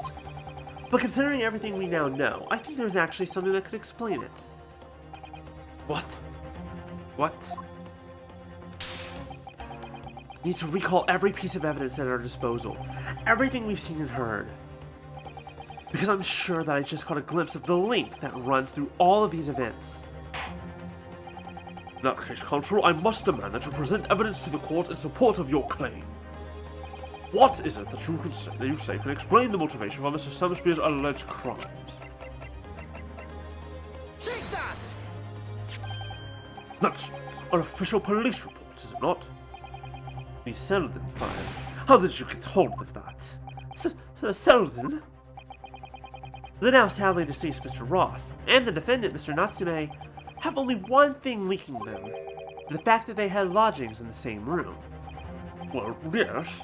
We know this, certainly. a room that was formerly occupied by Selden. Until, that is, he was arrested by Scotland Yard for his involvement in multiple burglaries. I see. And it so happens that the convict Selden left behind one very substantial mystery when he died. The sum £1,000 worth of loot that he stole, which as yet remains to be found. Oh, yes, of course. It's coming back to me now. It's written in his file here. £1,000 lost en route to hell. That is how the paper summed it up. And it seems that one particular fellow inmate was with the convict in his final moments. It's not that hard to imagine Selden entrusting that inmate with his most closely guarded secrets. The location of the stolen loot, and perhaps a key to unlock whatever container the valuables were in.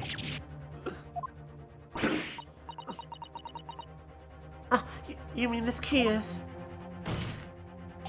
Mr. Shamspear, it was you, wasn't it? You were at the capital offender's side when he died, were you not? What are you talking about? 'Tis a false charge, I tell you. A false charge. The name of the inmate who was with Selden at his death isn't noted in this file. But the simple telegram to the prison when he died would quickly tell us how false the charge really is. But even if that's true, why would the man be so intent on killing every subsequent occupant of the convict's lodgings? There's only one explanation for that, my lord. It was in that very room that Selden hid his loot. Oh, Selden was a bard. It's £1,000 worth of, like, it's his £1,000 instrument, his loot. Right. That's the right kind of loot, right? That's what we're talking about? So, it all comes out. Yes, and having established that, all of Mr. Shamspear's subsequent actions start to make perfect sense. When he was let out of prison following Selden's death, he made immediately for Mr. McGarradeb's lodgings in the hope of renting Selden's old room. However, the retired armyman was unable to offer him the accommodation of his choice, because Selden's old room had already been let to somebody else, Mr. Duncan Ross. Which is why Mr. Shamspear subsequently devised his gas-based plot. Gas-based plot to kill the occupant of the room. Microphone. Stop with your static. And when he was successful, he presumably intended to inquire about switching into the newly vacant room.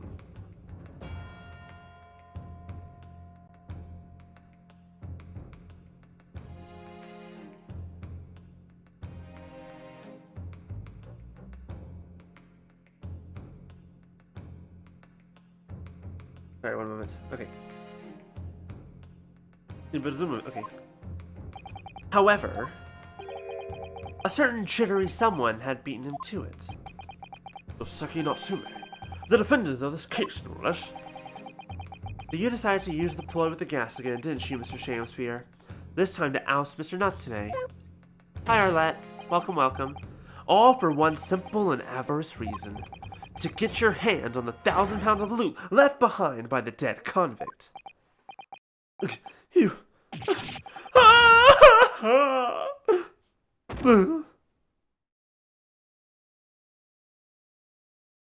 We did it. We win. Fucking caught all these bastards in all their lies. Looks like I'm gonna snuff it before they get to stretch me neck. Listen. Oh wait, hold on. This isn't... Listen.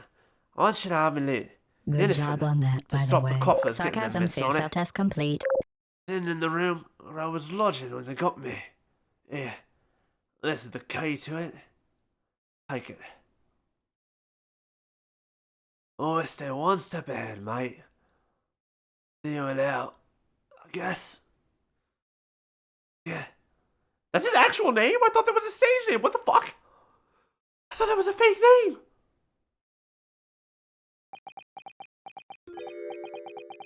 Mine. What did he just say? It's mine. What? Loot. It's mine. Oh, he's broken. Oh, I don't like that face. Mr. Shamspear? It's all lies. I don't accept any of it. Why should I? After all, you don't have a shred of evidence. You can't prove I killed that fellow.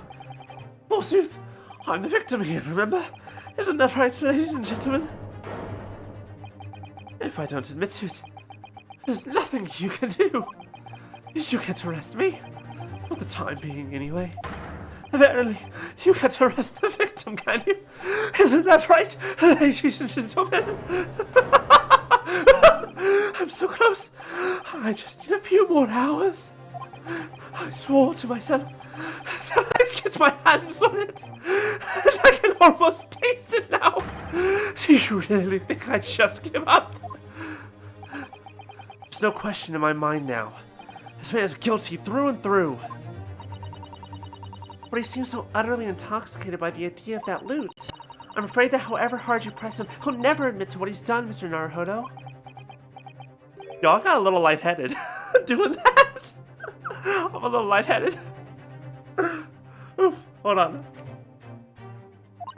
I need to come down off of that. There's one way I can finish him. No. He's already committed the most heinous crimes to get his hands on that loot. Which means all we need to do is find it first. If find plan. Were it not for the fact that the police thoroughly searched the room following the death of Mr. Ross. If it's there at all, it must be very well hidden indeed.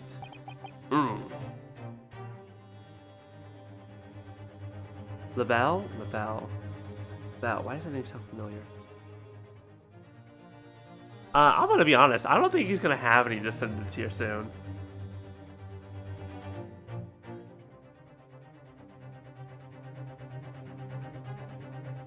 I remember playing the first 3 games. I don't remember who LaBelle is. 1 second. Ace Attorney. Also, hello, Kai the Firebird. Welcome to the stream.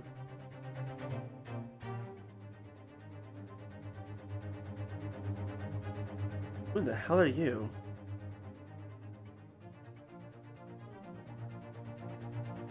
What game are you in?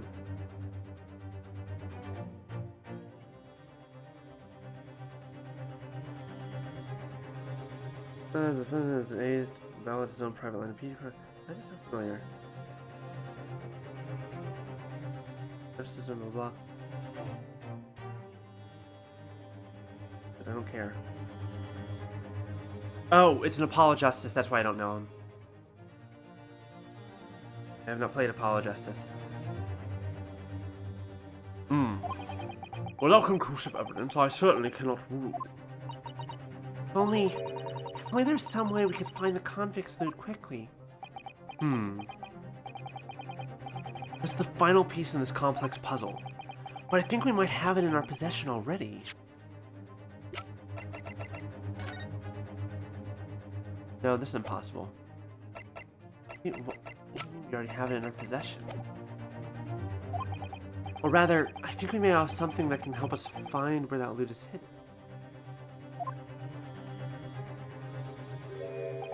My lord! Yes, Consul. So, here's the problem. The only reason I say... The only reason why I'm not certain of that, I don't think it's the gas meter, is because it has to open up regularly to get... Because the loot's in there, right? Like... Or not the loot. Because, like, it has to open up on the regular, because that's where the coins go.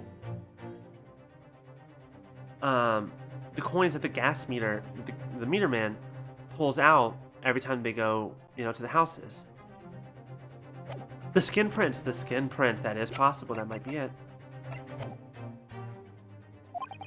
I believe you're already in possession of something that could give us a clue as to his whereabouts.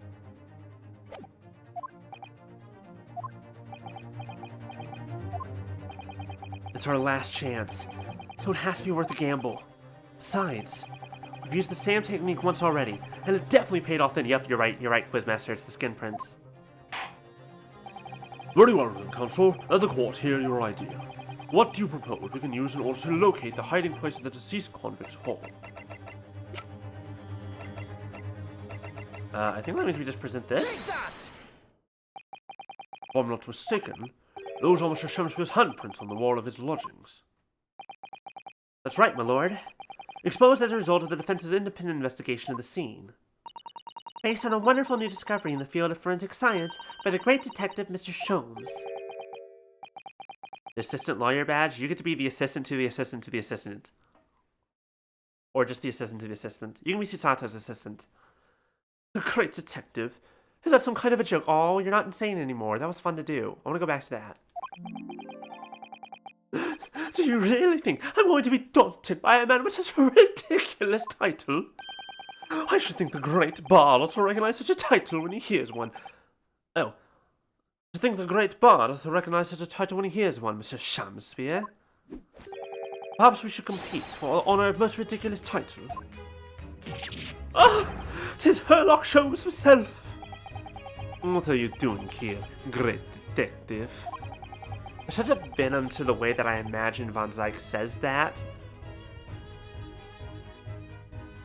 That I'm just like, boy, there's some history there. Not both of them in the same room, yeah. Like, there's such a venom to the way Von Zyke says, great detective, that it's just like, oh no, absolutely, his name is fucking amazing. The usual haunts of the filthy back streets of the capital, are they not? Mr. Reaper, it's been too long. And I see your complexion has worsened since last we met. Oh, shit! Oh! Got a work meeting alright, Mr. Roch, we'll see you later. Ooh, but Herlock just fucking gave the best burn. Mr. Sholmes! He does know Lord Von Zyke, then. Wanted to say something like that, in any case. Mr. Sholmes. Though you may be heralded as a great detective by the population at large, that does not give you the right to come and go in my courtroom as you see fit. If I may, my lord, Mr. Sholmes' newly developed scientific method has helped us to uncover vital clues in this case already. Clues, you say? I call them skin prints, my lord. My method identifies every location touched by an individual under scrutiny. It's the method by which we were able to ascertain this gentleman's gas pipe activities. You need only a small sample of something the individual has previously touched to make an indicator solution. In your case, sir, I use the teacup you have been holding. Elementary. So now, Mr. Naruhodo. Yes? What am I to use as a sample to make the indicator solution this time? Thank you for your offering to help, Mr. Sholmes. When the convict was arrested, he was living in what's now Saseki-san's room. We need a sample to help locate Selden's loot that's hidden in his old room. How long will the sample take? I mean, the best thing we have is the key that Miss Green has, right?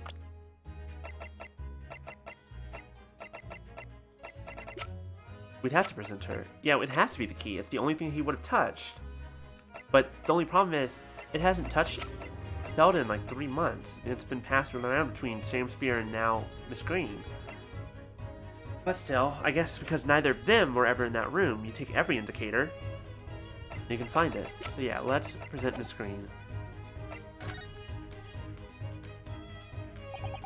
We'll need something of Selden's in order to create the indicator solution to find his loot. Something the convict owned happens to be in the possession of somebody listed in the court record. Upon my word, Mr. Naruhodo, your powers of reasoning appear to be on the up. So, which particular person do you have in mind? From whom can we obtain a possession of the late convict Selden to create the indicator solution? Take that! Miss Green! Me? Oh, what do you want with me? The key around your neck, if you please. Sorry. That key belonged to Selden. There will be remnants of secretion from the man's skin on the surface that we can use, hopefully still. It's been 3 months. Very true. That is the sample we need. Using it, we can create the indicator solution required for Mr. Sholmes' skin print seeker. And find out exactly what Selden touched in the room that he used to rent. Mr. Shamspear, as one great to another, I assure you. If the late convict's hold is hidden somewhere in his former lodgings, I shall uncover it in no more than 30 minutes. So, Mr. Shamspear, the truth is well within our grasp now, and as such, you will never get your hand on Mr. Selden's stolen wealth.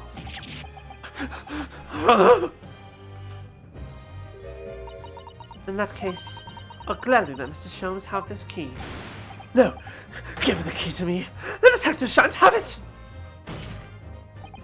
It's over, Mr. Shamspear. No! No! You're out of options now. There's only one thing left for you to do. Admit your guilt. Whoa. Whoa.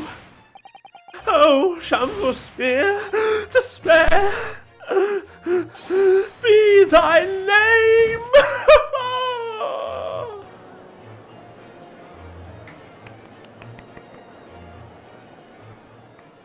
Congratulations, congratulations everyone, we fucking did it. Get his fucking ass.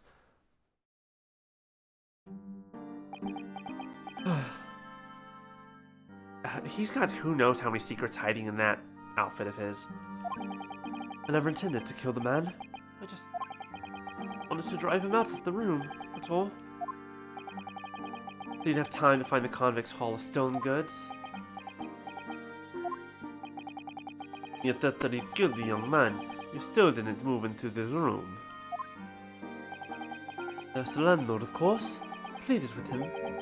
He refused. Why? I was 3 months behind with the rent, for one thing. Your Garrett really has a lot to put up with. And he had the gas repair work done immediately afterwards, putting the room out of action for a while. And then the Japanese man swooped in at just the right moment to sign the new lease. Poor Mr. Natsume. What unfortunate timing. Then 5 days ago, after the incident on Briar Road, and the Japanese fellow got himself arrested, I thought I'd finally have my chance. But it wasn't to be. No. The scene was sealed off and guarded by police night and day. And even if he had gone, he would not have had the key to unlock the secret. And, if I remember rightly, Mr. Sholmes spent the whole day in there reading books. Didn't even enter the room, let alone search for the loot. Which is why, on the day Mr. Natsume was acquitted and returned to his room, you once again tried your trick of blowing air into the gas pipe that feeds the stove in his room. Unbeknownst to you, however, that action will lead you into a deadly trap.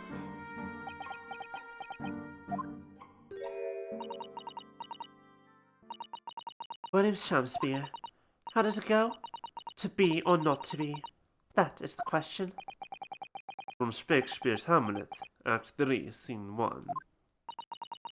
Well, let me tell you, in your case, not to be. That is the answer. You deserve to die for what you've done.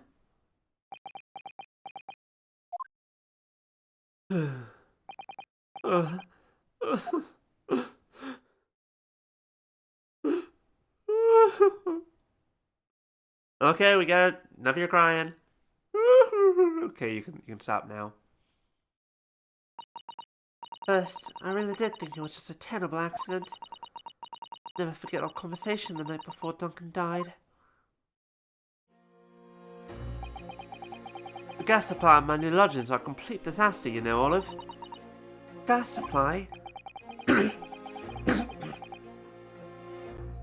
Yes, the stove always seems to go out in the middle of the night for some reason. That's no joke. They say it's the convict's curse. Oh, Duncan, please, don't stay there. I don't care how cheap it is. Alright then. If it's that important to you, I'll start looking for a new place. There are spare rooms at my house. Why don't you leave that horrible room tonight? Don't do this to me! Don't do this to me, please! No, I'd better not. I said we wait until we graduated before we told our parents, remember?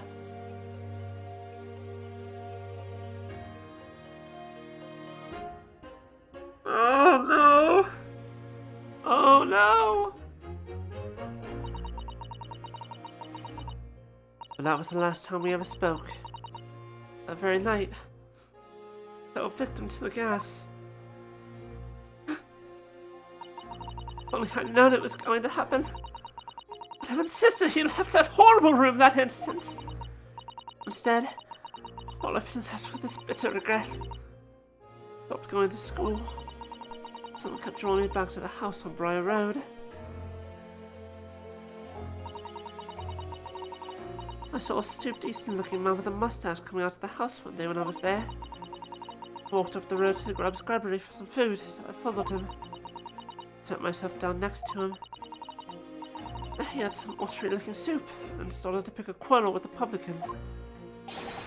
This place is cursed, I tell you, cursed! The ghost of that convict who used to live there is trying to suffocate me. I wake up in the middle of the night, freezing to death because the stove had gone out. The room was full of gas and I can hardly breathe. Oh, but the pipes have been checked. No problem there. It's like I'm the problem. That's what they're thinking. But how could that be? Duncan was gone, and now this man had almost suffered the same fate. Could it really be a curse? Then I remembered. A rumor I'd heard about how the gas companies go around investigating the gas installations. A rumor? You mean?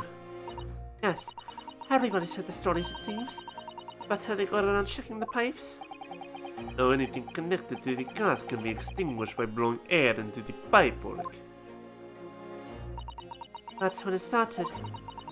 With a flicker of doubt in the back of my mind. Just go away. Is it really an accident, though? Once I'd had the idea, it wouldn't leave me alone. It plagued me day and night. So I bought this. One of the black markets in the East End. What the fuck? Black market? I'd never been. I just heard people talk about them. And you really can buy anything you can think of there. Some ways. Being able to get my hands on this so easily made me even more determined. I had to find out one way or another. Duncan's death an accident? Or was it murder? And your chosen method for establishing the truth was simple, but highly effective. We had poison in the gas pipe you suspected the man of tampering with. And wait. If Mr. Shamspear was innocent, nothing would come of what you'd done. But if he was guilty, he would pay for his crimes dearly. That's actually really clever. If he was innocent, nothing would have happened. But yeah, that's great. I found out the name of the man I suspected, William Shamspear, and then I wrote him this little note. I have information regarding the death of Duncan Ross. Come to the Slug and Salad at Brunbury Road at 5 p.m. on the 17th. Don't tell anybody else about this letter or the meeting. It's a matter of utmost importance. He'd done it. I knew that would worry him enough, so he'd be sure to go. I waited to see if he weren't. Of course, Mr. Shamspear followed the instructions to the letter. I worked out where the gas pipe was straight away. I smeared a good amount of poison I'd bought all around the mouth of the pipe. All the time praying that the devil's work wouldn't be done. It was all just some wild fantasy. Actually, no. All the time praying that the devil's work would be done. That the culprit would get his just desserts. Oh, that murder, well, attempted murder still. I think I was dead, so. Huh. Oh, fucking goddamn. They were that close to him not dying. Fuck. Goddamn, that's fucking horrific. 3 days ago, when you were first stored in the dock before me, this whole affair seemed relatively straightforward. Yes, my lord. I certainly never imagined the depths of the property we would subsequently find looking behind the scenes. It's been a long road, my Nipponese friend. Oh, yes.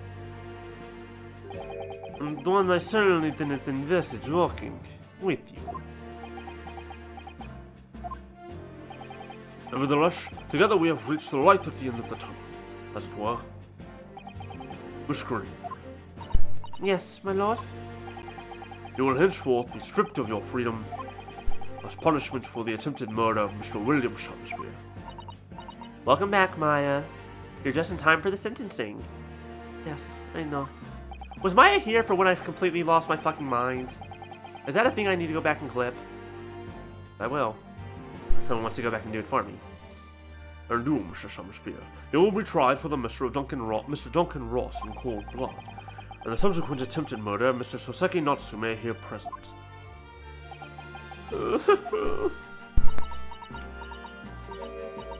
Mr. Naruhodo?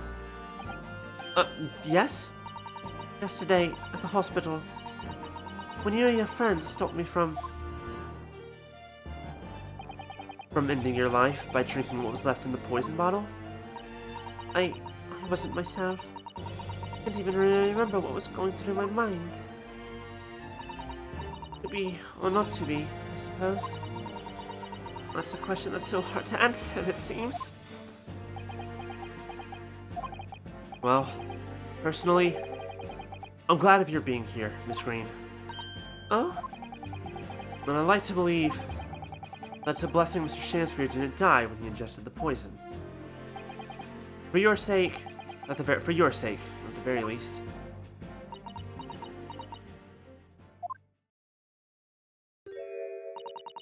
Because of you, I choose life, not death. Now, you've made the truth come out at last. Really, I can't thank you enough. Oh, Miss Green. Mr. Soseki Natsume, Yes, my lord. the court declares that you are exonerated from all blame in this matter. Accordingly, I would call upon the ladies and gentlemen of the jury to present a verdict of not guilty. We are in full agreement, my lord.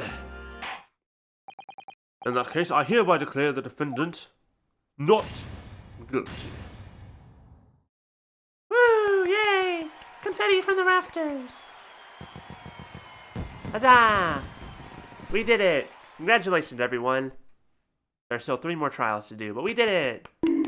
Thank you for the head pat, bonk. Court is adjourned. How many points do you have now, Maya? Just out of curiosity. Hydrate. Will do. Good idea. Flash check. Okay. Thank you. Blah.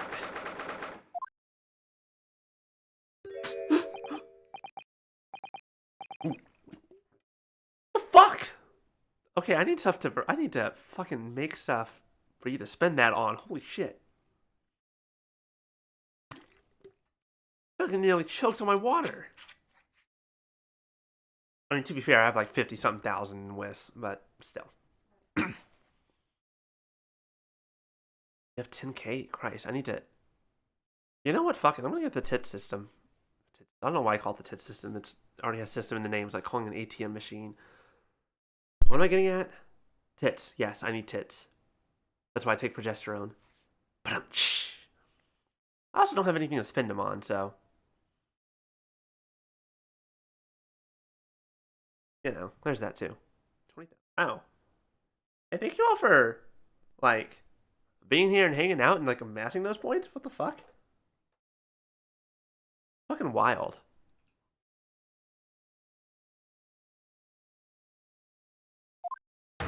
Divine justice duly done! Divine justice. My dear fellow, if there were any divine justice in this world, you would shave that mustache. Oh, okay, also, I learned this very recently. Dude, this has nothing to do with mine. I learned that this guy, Soseki Natsume, he's a real fucking dude. He's just a real person.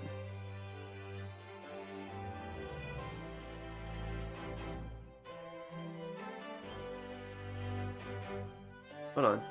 And apparently he looks just like this fucking image, so let me... Actually, yeah, I'm just gonna pull him up on my phone just so I can look at him. Soseki Natsume?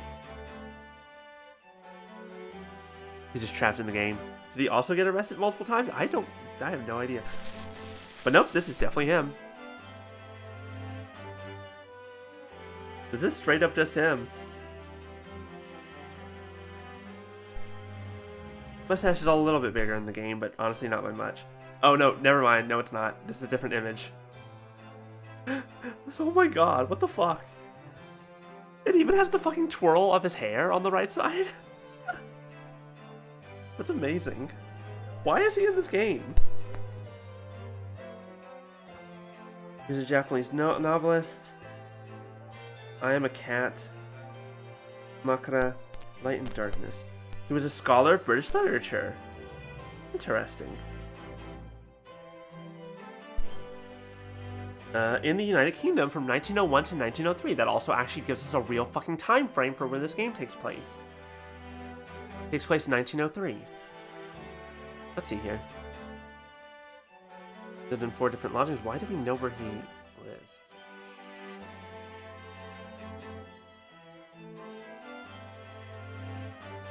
The most unpleasant year. The 2 years I spent in London were the most unpleasant years in my life. Wait, no, hold on. If I'm going to read this, I'm going to read this properly. The 2 years I spent in London were the most unpleasant years in my life. Among English gentlemen, I lived in misery, like a poor dog that had strayed among a pack of wolves. Interesting.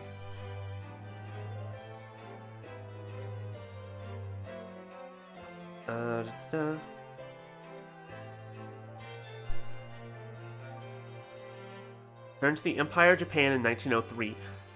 Okay, this is February, so it's like a month later, but close enough. He was given a lectureship in English literature at Tokyo Imperial University, ultimately becoming a professor of English literature. Interesting. Very interesting.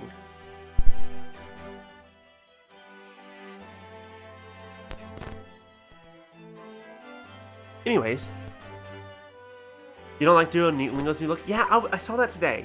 And yesterday, I think I saw it yesterday. I'm okay with it. I'll live. It's fine. I like the trailing path. It's basically how I existed anyways. I'll get used to it. It's basically what it boils down to is I'll get used to it. Some say that a luxuriant mustache is a sign of physical prowess, Mr. Sholmes. Welcome, student, Mr. Naruhodo Esquire. Once again, you saved me from doom. I'm very happy to have been able to help, Mr. Natsume. Congrats on your acquittal. You're second in almost as many days. I was first acquainted with and gained affection for English literature whilst in our great homeland empire. And then, by a twist of fate, I was brought to the land that bore the fruit of that literature. Only, the city of bricks and mortar became my prison. Try as I might, I never found my feet here. In the end, I confined myself to my room and lived life through friendly old books. Had such a difficult time, haven't you? Haven't you? But a week ago now, I dragged you out of that dark and dingy room of yours, did I not? You did. After I've seen more of life in this, and I've seen more of life in this week than in all my years to date. And for the first time, I feel I've begun to see the true face of the English that's so far been hiding from me behind the wall of fog. Oh, Quizmaster.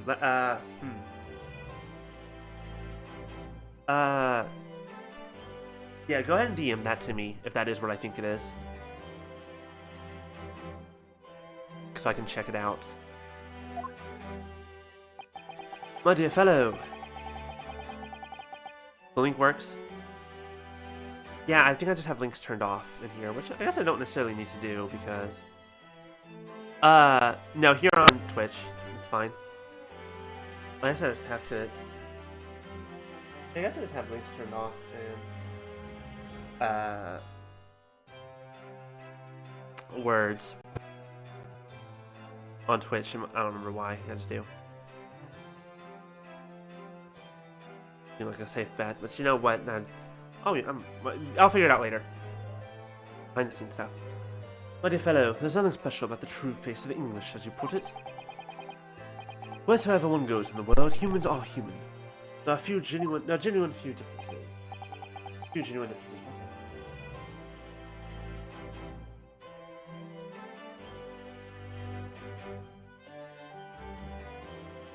There we go.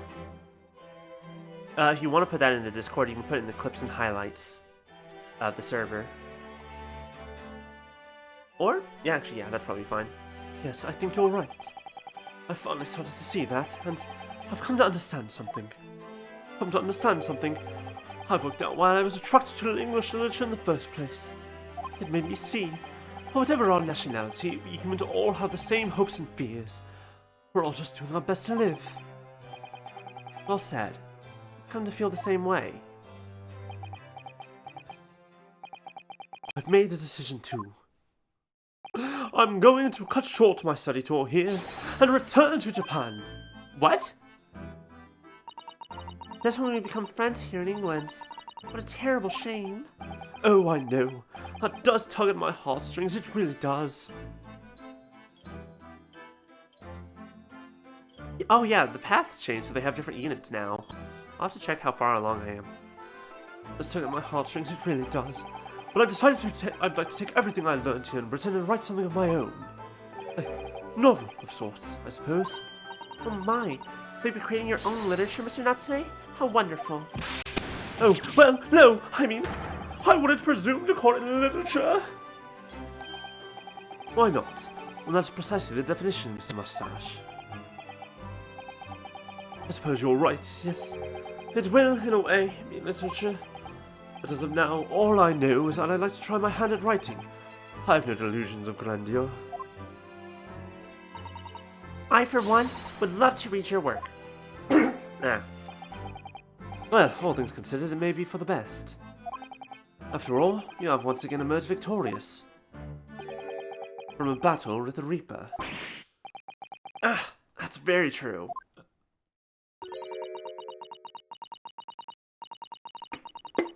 And there is no salvation for a person in the dock when the Reaper is the prosecutor.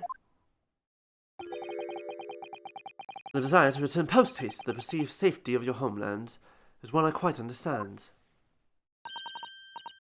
My goodness, yes. Faced with such a terrifying prospect, nobody would consider that cowardly, I'm quite sure. God, I love her outfit. What? But that's not why I'm leaving. I mean it. Objection! You want to buy wood? Wait, why did you want to buy wood? What did I miss something? Did I miss something? And that was the case that we found ourselves embroiled in 6 months ago now. Saki-san did indeed return to Japan and submitted a report about both cases to the government. It was on reading that report that Professor Mikotoba was prompted to visit the scholar. And barely any time later, Chisato-san was given the news that she must return to Japan as well. On the back of a telegram stating falsely that her father had fallen gravely ill. The only possible explanation that comes to mind is what happened after the trial on the following day. Stop! Ah! Carrying cases. Did I miss something about why we started signing? Oh, yeah, that's fine. The day that we uncovered the loot hidden by the now deceased convict in his former lodgings. We found it! We found it! We found it! Can I keep any of it? Finder's fee? Finder's fee? Finder's fee, please? No? It's not gonna happen. 24th of February, 10:13 a.m. Mr. Natsume's room. Your scattered mind just thought about what? Ah, that's fair. Oh, well done, Mr. Sholmes. How simply marvelous of you. To uncover the secret hiding place in just one day. Wasn't it supposed to take 30 minutes? I think that was a bluff. As I believe I told you, my dear fellows, skin prints are extremely useful in such situations. Wouldn't you agree, Gregson?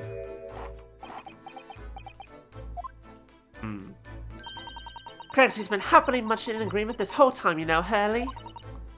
Happily? I think perhaps humorously might be closer to the truth.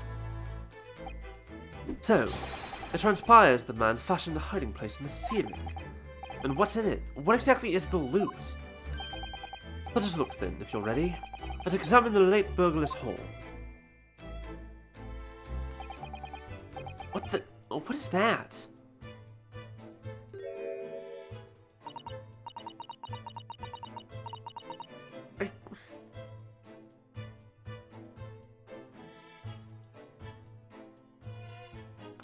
Now would be a great time for some collar jokes, but also it's covered in blood. Like on the one hand, the fuck? Like on the one hand, that emote. On the other hand, what the fuck? No more questioning the blood. I'm gonna question the blood. I have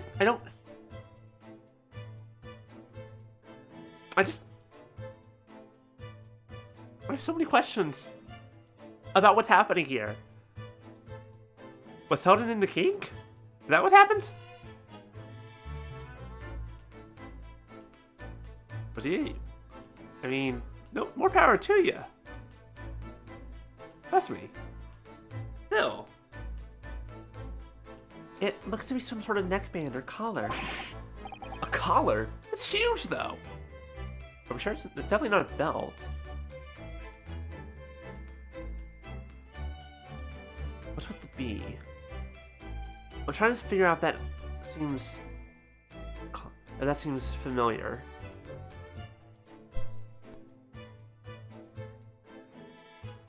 I don't think so.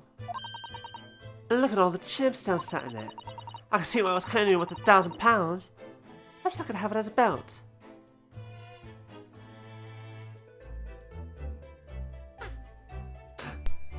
A werewolf was bitten by their vampire partner and they were a gusher. Oh my god. Apparently the collar was a little loose too. Oh, have you noticed on the inside there? There are some dark stains. You don't think it could be blood, do you? I mean, there's quite a lot of it. On second thoughts, perhaps I won't have it as a belt. Then of course there's this emblem here. A large letter B and a small crown. The werewolf wanted it to... What does it signify, do you think? Oh, I hadn't noticed that.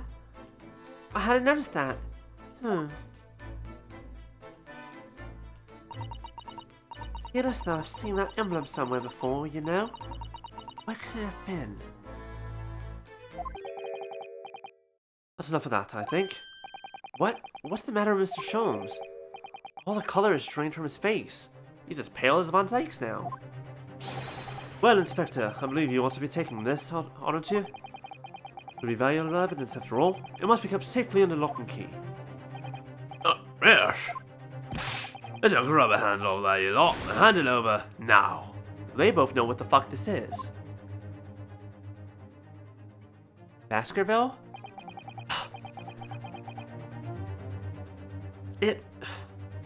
It might be. So here's the thing. I thought Baskerville for a moment because, if we recall, Trial 5, Game 1. Game 1, Trial 5, however you want to call it. Hound of the Baskervilles. A book that was stored away. Hound. A dog collar? That's why Iris has seen the symbol before. The Hound of the Baskerville. There was a collar belonging to a dog. And a rather big one at that. And but it's because he's acting the same way about this collar as he did about the manuscript for Hound of the Baskerville. All those jewels certainly look to be extremely valuable. I've never seen a collar that large before. That's not what stood out the most to me. At least, not once I noticed it. Those dark marks on the inside of the collar. Stains. They really have been blood?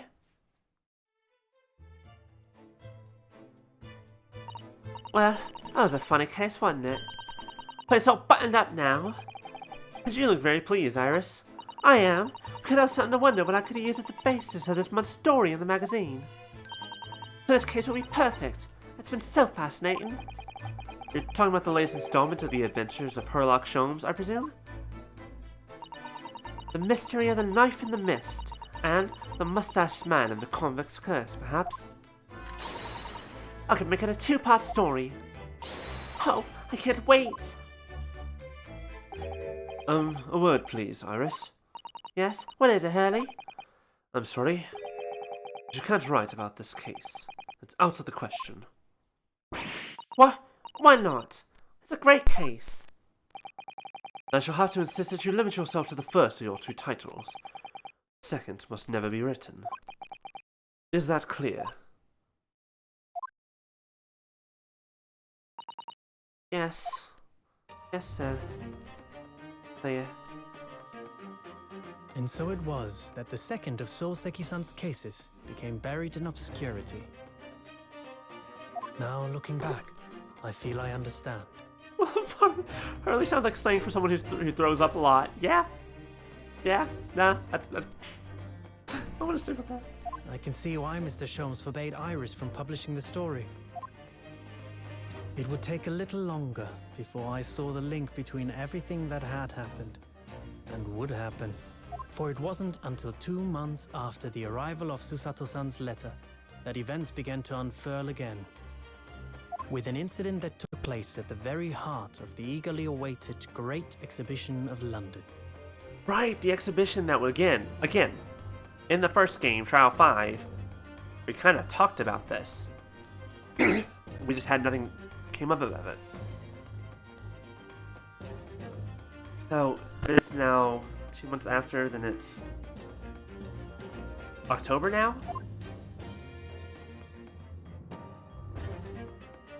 Almost Halloween?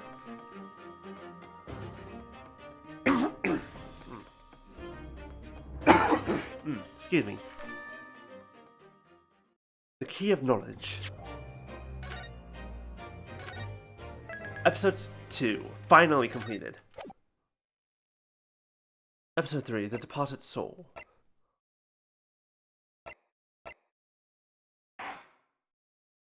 The Return of the Great Departed Soul. Something funny, Quizmaster.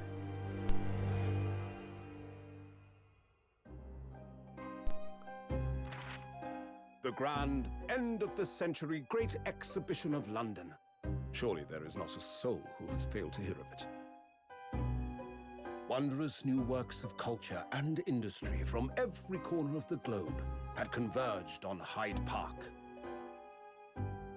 welcoming over 50 million visitors.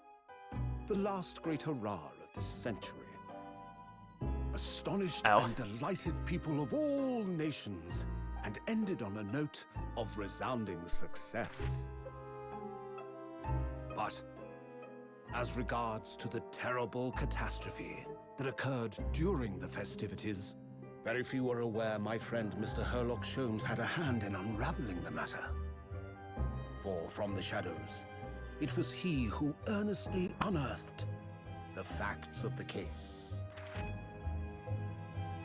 And like the centerpiece of the Great Exhibition, which rose high into the skies of Hyde Park, Sholmes's brilliant deductions, as clear and lofty as the Crystal Tower itself, brought the truth to light.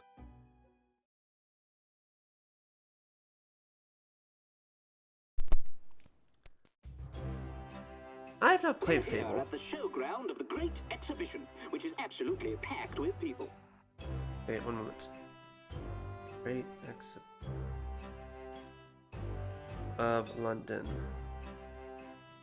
It was right there next to the 1851? Wow, okay, never mind. They're really blending some timelines here.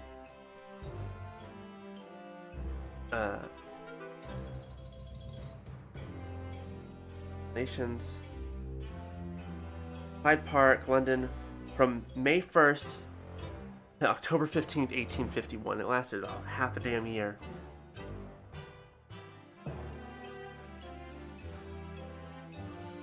I was saying words, wasn't I? Number 2? Oh, I haven't played any of the Fables. So I'll just... Unless you're asking me to pick a number, so... Number 2? I don't know. What was I doing? Right, so... The Great Exhibition actually happened 50 years before Saseki Natsume was in London. Whatever, doesn't matter. I feel like there's something else I'm about to look up, but I don't remember what. Well, I think that was it, actually. Pick a number? I'll pick 2. The weather is unusually fine, and we're about to witness a most extraordinary scientific experiment. Fuck are these Ladies and motherfuckers? gentlemen, the 20th century will see steam engines and electrical power dominate the world. There's only one question. The only thing is, like, they're calling this the end of the century. It's like, it was 1851. It was like the middle of the century.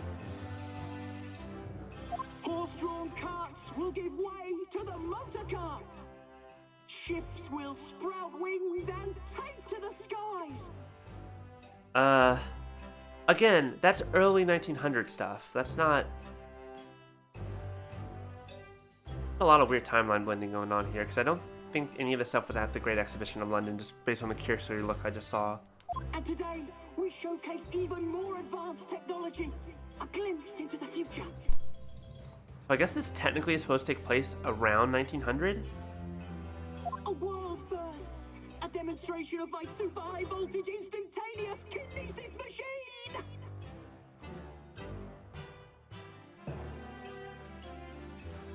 Alright, bye, Maya. Wait, what was the picking the number for?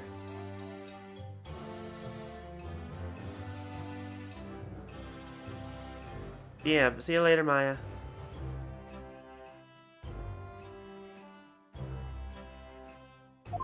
Christ. A man will literally be disassembled by a pulse of high voltage electricity and beamed to another location. I think you're just gonna straight up disassemble a man. I don't think he's gonna end up anywhere. Whereupon his body will be reassembled by a series of complex calculations exactly as it was before. One more on the chair, two on the shirt? Oh. I mean, you just do whichever. And wait, hold on. My brain had to stop what I was thinking about for a second. Anything you give, like, I'm gonna fucking be ecstatic over. Let me make that very clear. Like, this? That it went through?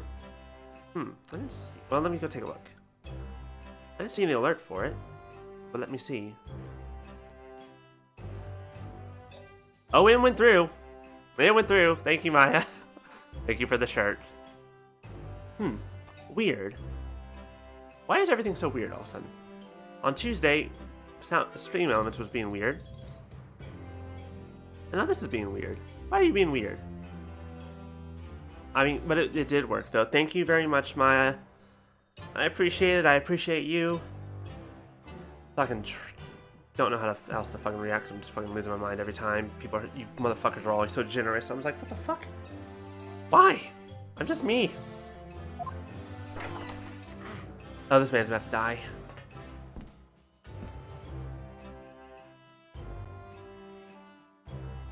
Internet's just hurting the fucking gut.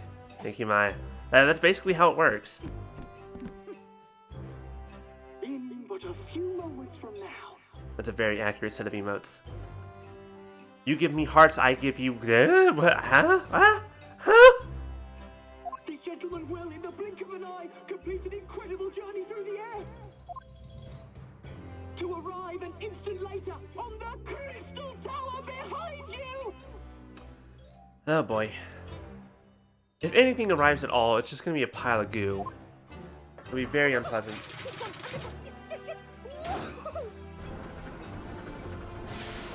If you don't have a heart to give, well... Any sort, like, I mean, give whatever you can. Or don't give anything, that's fine. We're just here to have fun. Oh, be dead. Farewell, good sir.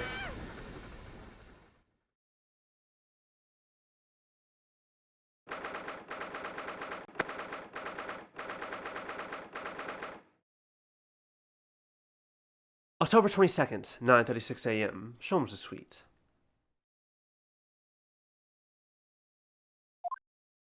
We don't murder anyone here, Punisher.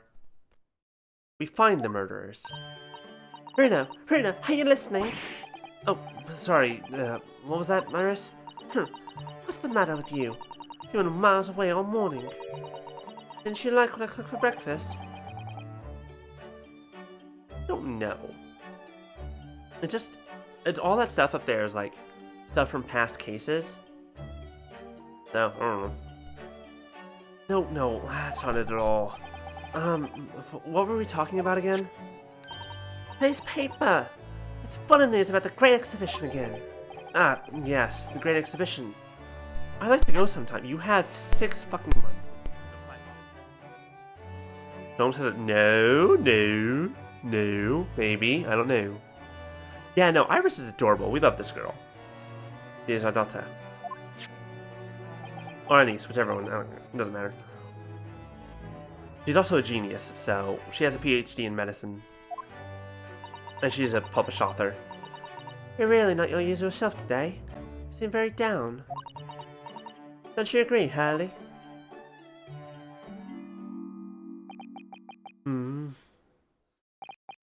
Did you say something, Iris?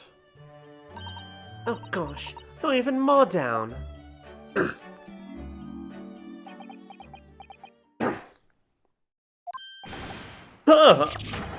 When did you arrive, Mr. Naruhodo? I've been here for about half an hour already. We had breakfast together. What? Why didn't you mention it before? I thought you might have known I was here? You know, because... breakfast? Oh, this is quite right. You're clearly lacking in vim. So much so that I didn't notice your presence. Thanks. Of course, I could deduce the reason perfectly well with some simple observations. What? Let's see. Yes, for example, your tousled hair this morning with those unruly spikes. They can be deduced therefore that... let me stop you there, Mr. Shams, because I think you can see where this is going. My hair always looks like this. It always has. Ever since we first met, in fact. Oh, really? Interesting. It doesn't look like a haircut as such, I suppose.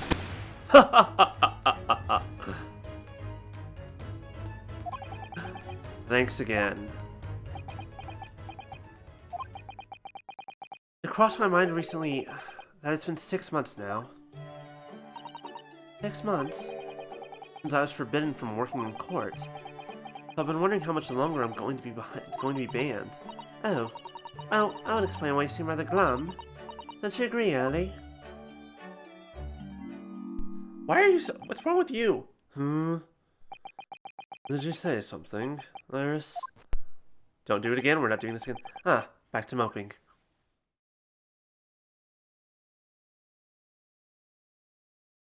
What's the matter with Mr. Sholmes today? Seems even more down in the dumps than me. I know! And the Great Exhibition is opened! You think he'd be excited? Technically it opened like 5 months ago, you're at the tail end of it, but you know what, that's fine. We're not gonna worry about timeline shenanigans here. Oh, why don't we all go see it together? I want to, of course I do, but I can't. Not for the time being. Why not? Why not? Why not? Because! I'm a great detective after all.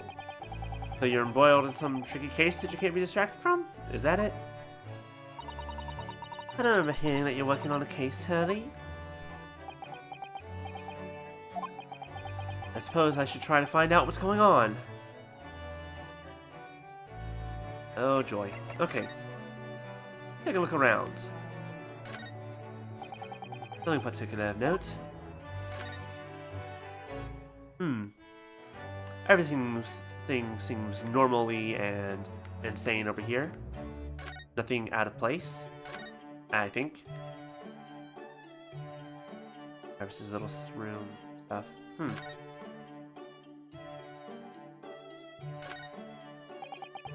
I do love a good fire in the colder months. Watching the flames flickering and dancing about is just so very relaxing. Cleaning out the chimney isn't so relaxing though. No, getting it covered in soot isn't my idea of fun. You know, Harry decided he was going to clean it out himself last year. You can guess what happened, can't you? He got himself stuck inside the flue. He's a very slim man, I admit, but there are limits to where a fully grown man can fit. Now, every time he dozes off by the fire, he has nightmares about it. Fair enough. I have very different nightmares. Why you hired chimney sweep? 100%. And then 6 months ago?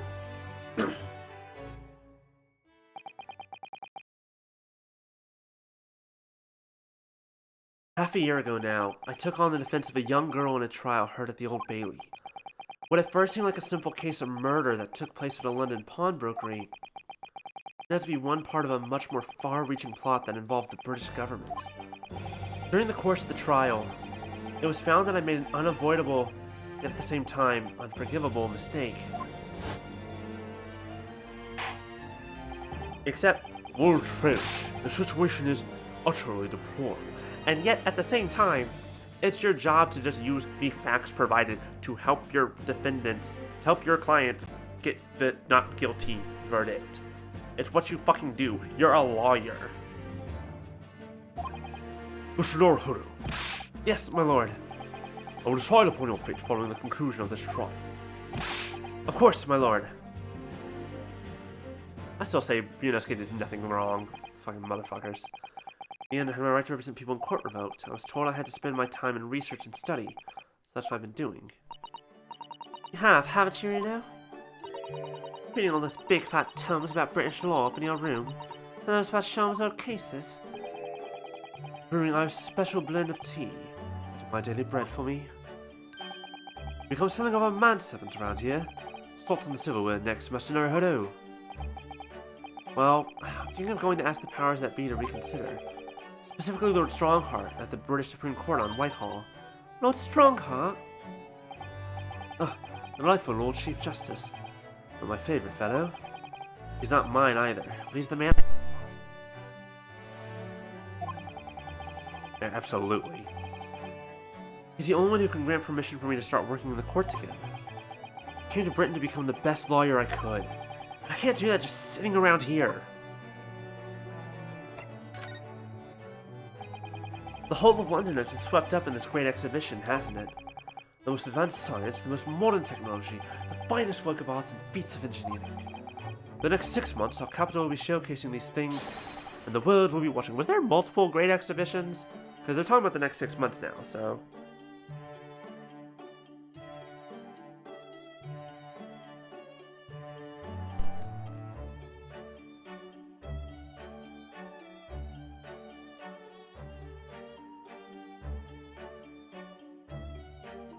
I will say one thing about the shirt on the throne that Maya got me. I'm like, there was a part of me that knew the moment I put it on the throne, I'm just like, this is not going to be on here long.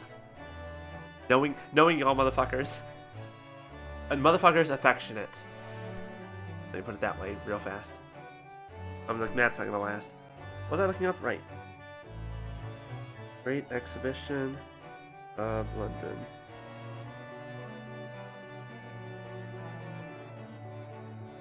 Hyde Park.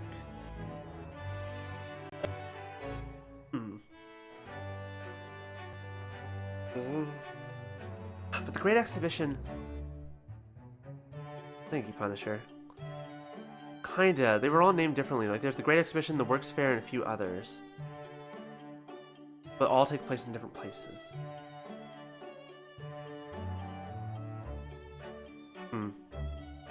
But was there one... Of course, you might know this better than me. Was there... like, they're using the name of the Great Exhibition.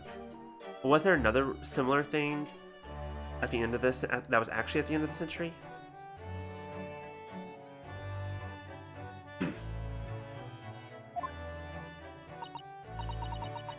Oh, do you know what I like to do?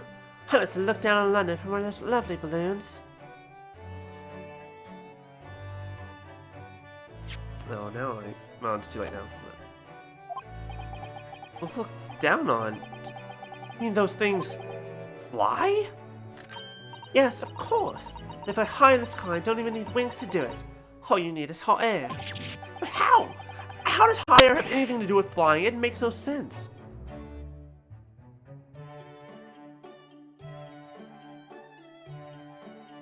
Oh, that's right, yeah, the Crystal Tower, that is the Crystal Palace. They're also talking about Hyde Park, which the Great Exhibition of 1851 also took place in, or it was in that area. Quick explanation. Fire, hot air, rises, fills up the balloon, go up. The end. That's how hot air balloon work. I can't understand it at all. That's true of a lot of new scientific discoveries. Most people can't understand them at first. In 100 years' time, all these things will just be common knowledge. I suppose they might be. Mind you, some of the science being demonstrated seems very questionable. We went wrong on the open experimentation stage yesterday, apparently. There's a huge explosion. Still, wish I'd seen it though. I'd love to see how bad some of these scum experiments really are.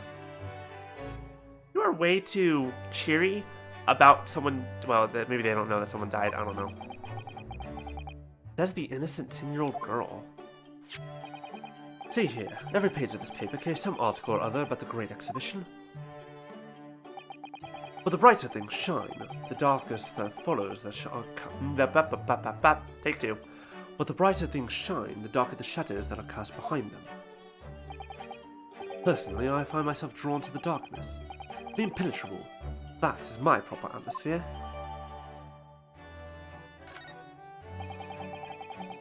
Shadows cast behind. Is that a metaphorical way of referring to the back page of the paper? I don't think it's that metaphorical. It's kind of quite literal. For many reasons, apparently. The Reaper wait, what? So many glowing reports about the Great Exhibition and everything that's going on there. Other than this rather gloomy looking one, that is. Wait, what? What's the matter right now? The Reaper attacked. That's Lord Van Zykes. This would be what Mr. Sholmes was talking about. Does he know any more, I wonder? Yeah, you're right, there is a lost cat. We need to find that cat. Forget about everything else. Ruffians aim to intimidate a man of justice. Eschewed fox. Yeah, probably. That makes sense. King...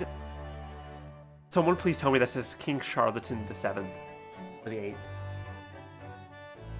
Oh my god, I think that says King Charlatan. That's really funny.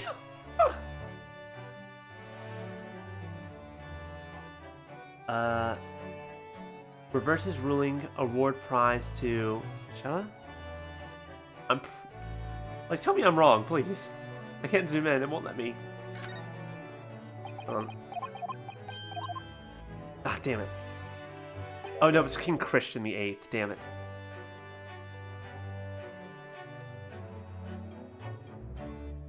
French court hears glass eye case. Altamont Gas Company. Get out of here, fly. Fiery ball gown sets dance hall ablaze. An evening of cordial dancing turned into a blazing call when one of the ladies in these dresses accidentally caught on fire. And her panic at the disco? Okay. The lady Marshmallow about the whole French court hears. The judge Depoc of Nelly was presented today with the most curious case of a lady who refused to pay her dues for the purchase of one glass eye. The whole affair began when Madame... Get the fly? I don't think I got the fly. The whole affair began when Madame Pluyet, the defendant, ordered the eye as a replacement for the natural eye she has lost. Upon his arrival, she no more with it than she could before and became insensitive at the thought of paying for it. You're not gonna see through a glass. Okay. Okay. Okay. That's fine. Water. That's fine.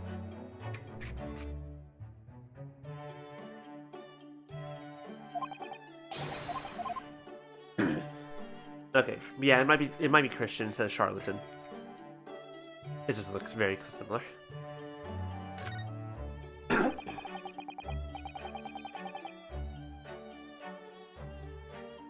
Okay. Every article on the front page is news about the Great Exhibition. Honestly, Punisher, it would not surprise me. They're going to be relevant at some point. Otherwise, why would they be there? Why would they be so visible? His attorney is not known for writing nonsense. Public experiments to demonstrate brand new scientific ideas. Cultural exhibits from around the globe. It's also positive and hopeful about the coming century. It's not a thing that we can say anymore. Sorry, I needed a moment of existential dread. We must go to see it properly before too long.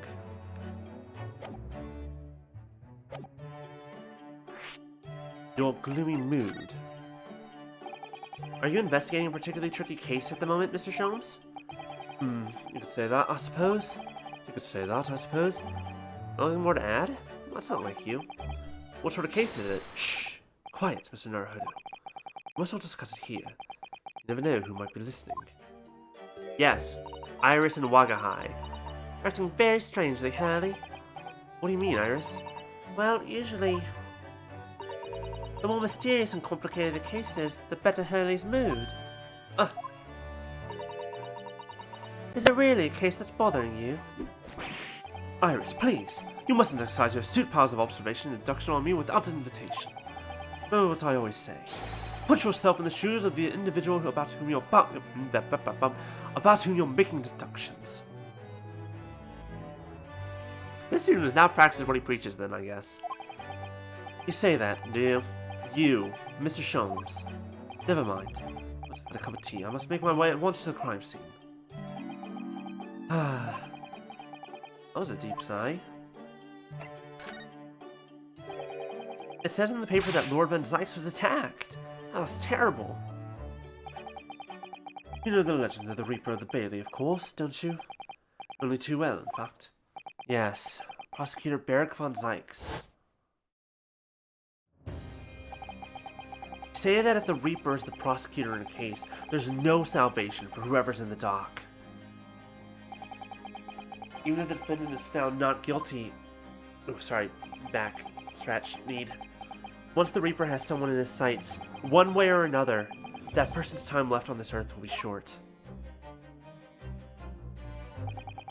And its finest rogues always find ways around the law. So but nothing to secure an acquittal on trial.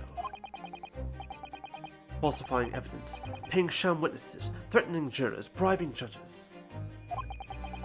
But even such devious tactics as these cannot save them from the hand of the Reaper. Fucking God. Reaper likes to dock? Yeah, sure, why not? I mean, we've already kind of established that Ryunosuke, Zykes, Sholmes, and Kazuma, if he was still alive, are in a four-way polycule, so, you know. As you've experienced yourself, haven't you, Mr. Naruhodo? Yes. I've seen the Reaper's retribution at work. Many of these criminal rogues are reckless and quite unafraid to die. The leader among their fraternity is seen to have been taken by the Reaper. Retaliation like this does occur. Really, the capital has a never-ending supply of such scoundrels. Except, there's only been one case in recent news where the Reaper was even in where the Reaper's curse even came into effect, and that was with fucking what's his face? I mean, it's that Irishman, McGillen. Bastard, murder bastard. Before that, his last trial was 5 years ago. Who would be after him now? So, do you mean Lord Van Zykes has been attacked like this before? This isn't the first time? Well, because all of his recent cases are only when we're the defense attorney. As far as we're aware, that means he hasn't even, I'm pretty sure he hasn't even been a prosecutor, like, again, for the past 6 months. And before we came back, he was away from court for 5 years. He's quite an accomplished combatant, you know. He doesn't take these attacks lying down. Although, it seems that his assailants were armed with guns this time. My goodness, is he alright then? Is Lord Van Zykes hurt? Wait, why do I care about this guy? He's a racist bastard. But I guess he has helped a little bit. My dear fellow, how on earth would I know? How on earth would I know? Well, in the article here it says, as to what of Lord Van Zykes in his condition, all will be revealed in tomorrow's morning edition. Ah, I see. Well, but you'll have to be patient then. No, I can't wait until tomorrow. In that case, you'll have to inquire with somebody in the know. But who? Lord Strongheart, perhaps?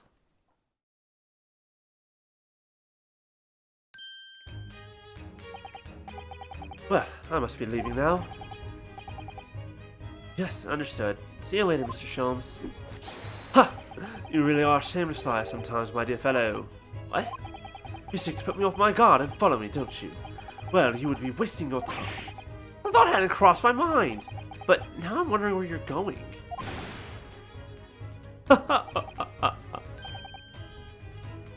Oh, you're turning turquoise because... Okay, I got you. Well then, see you later, indeed. Listen to him. He's still laughing on his way out of the door. Iris? Iris, what is that? Iris, what are you wearing? Alright then, Reno. Let's get going. Guys. You know I love Iris. Right? What the fuck is this Minnie Mouse looking shit? Stealth suit? I mean, yeah, I guess so. The only difference is that she put on a Mickey Mouse house. Oh, Iris, what are you wearing? I got changed to go to the Great Exhibition. You're going to take me. Okay, you know what? That makes more sense. What? But I was just about to go to the Supreme Court. Oh, well, that sounds fun too. You're going to take me there, then. Her Kingdom Hearts outfit? Yeah, sure. I can accept that. Alright, fine. Just lower that weapon. Would you? It's a gas gun, isn't it? No, that's the one that Jenny stole. Of course. After the Supreme Court, then we'll go to see the Great Exhibition.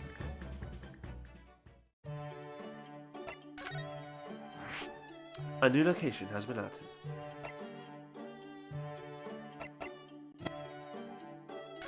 Lord Chief Justice's office. Just need Goofy to enter Valor form.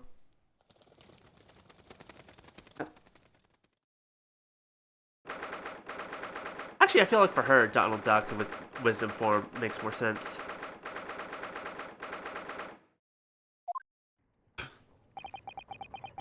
It's been about 6 months now since I was last here. Some things never change. Like the sense of foreboding I always seem to feel in this place. Iris, you're adorable. What are you doing? Can't Donald say? Donald's not fucking dead. He survived this out of flare. We're fine. Time shenanigans. She's fine. He's fine.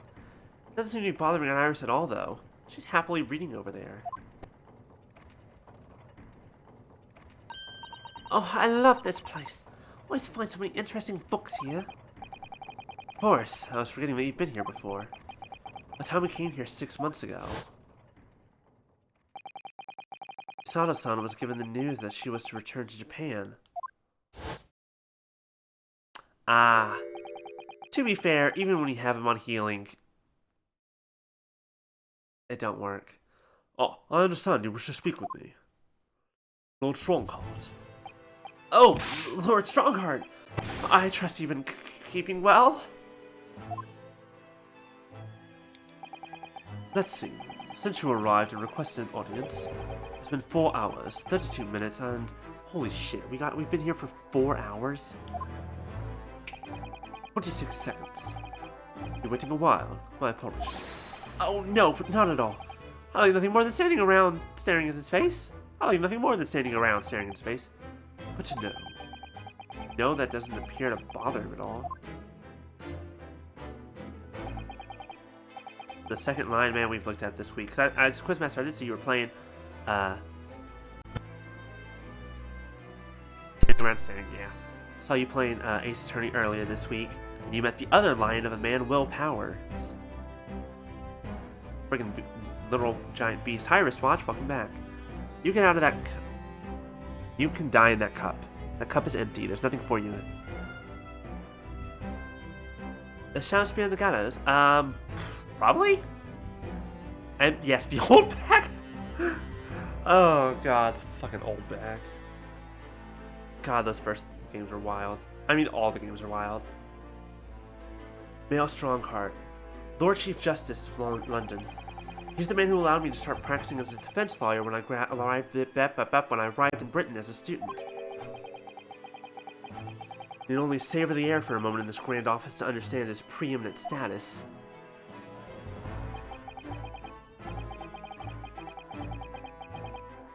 As you will be aware, the Great Exhibition of London is now underway at last. We're extremely busy as a result, policing the grounds, guarding the new technologies, dealing with petty crime. Furthermore, actually, hold on. And furthermore, as of next month, we shall open the International Forensic Science Symposium. Yes, I imagine he has a much deeper voice to go with his very large build. He has quite a lot of chest. Therefore, quite a strong resonance of air through him. Or whatever, I don't really know how physiology works. Fuck that. Oh, I've not heard about that. But that's not always true. But I imagine he speaks with that formal tone. Investigating authorities from 40 countries around the globe will be taking part, including from your own land. Forensic science is the future. The world must embrace it. As we're the hosting nation, I have much to do, and it is my highest priority. If others must wait for my attention as a result, so be it. Well, it's nice to know where I stand. So, you wish to consult with me? Of course, I can very well imagine what this is about. Thank you for agreeing to this meeting, my lord. I want to be allowed to start working as a defense lawyer again in court. That's what brought me here today. But actually, there's something else playing on my mind as it happens. Or no, just take a deep breath and come out with it.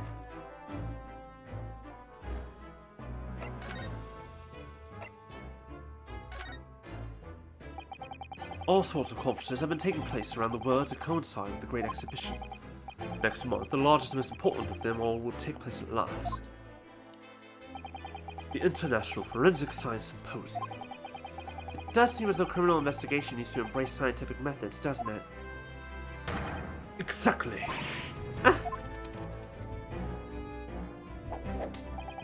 London, the global epicenter of culture, science, and wealth, now has a population exceeding 6 million. Sadly, crime in the capital is growing at a similarly startling rate. So it's imperative that we use the latest scientific methods to investigate and resolve cases as efficiently as possible. We also actually use some of those resources to figure out the stuff that leads to crime. Figure out, like, poverty issues, which London is very famous for having. No, we're not going to solve the systemic issues, we're only going to solve the issues of how to punish people properly? Alright, yeah, that's fair. Which is what's known as forensic science, isn't it? Exactly. The future of policing. Can the future of policing be not policing?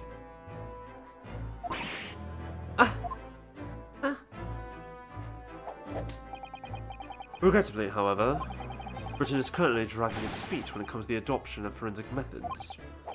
Oh dear, that's alarming. Exactly! It's extremely alarming. Irish, you need to stop being surprised. It's just the thing he does. If I were Her Majesty's Attorney General, you can be sure the number of crimes committed and resolved in London would be very different to the current figures. You only talked about punishment, you haven't talked about how to stop them from being committed. And I could cite 12 solid arguments and 223 individual reasons to support my claim. Sorry? By way of apology for keeping you waiting early, I shall detail every one now. What? Oh, how fascinating. It all began 15 years ago. I was... Oh dear. This is not how I expected this day to go. Hold on, wait, I have another thing to talk to you about. I didn't want to talk about this. I didn't want to be here for the next... Okay, bye everyone, I'll see you tomorrow.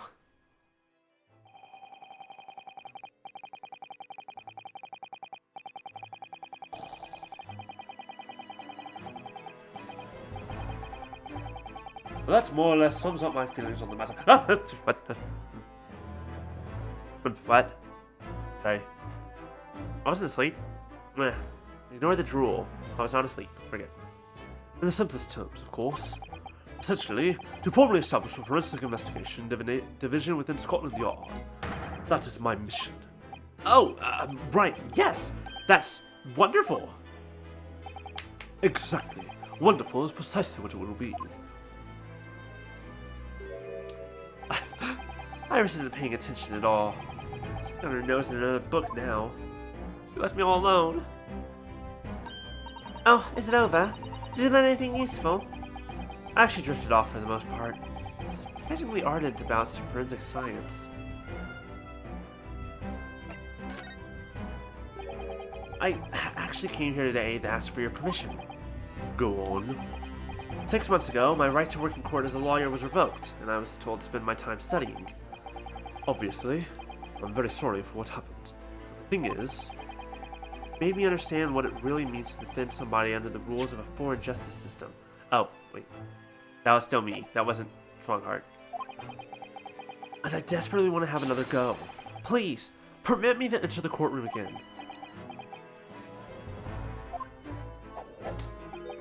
Mr. Naruhodo. Yes? Ugh, here it comes. I'm sure you haven't forgotten your position here, have you? At best, you are a substitute for your compatriot. This was never your intended role. Well, that's true. The Japanese government actually sent my best friend on this study tour, not me. It should have been Kazuma.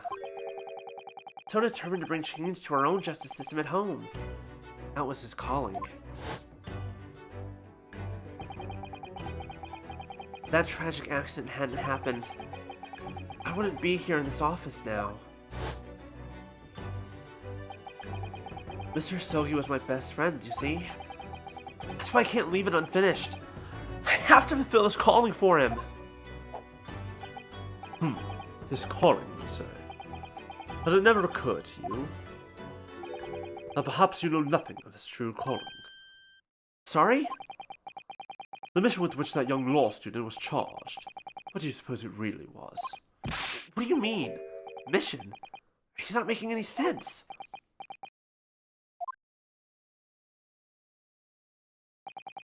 Never mind. I read all the reports you submitted over the past 6 months. Wow. It's clear to me that you regret your actions and have been studiously obeying your revised instructions. Do you mean... As of this moment, I reinstate your license to practice law here in Great Britain.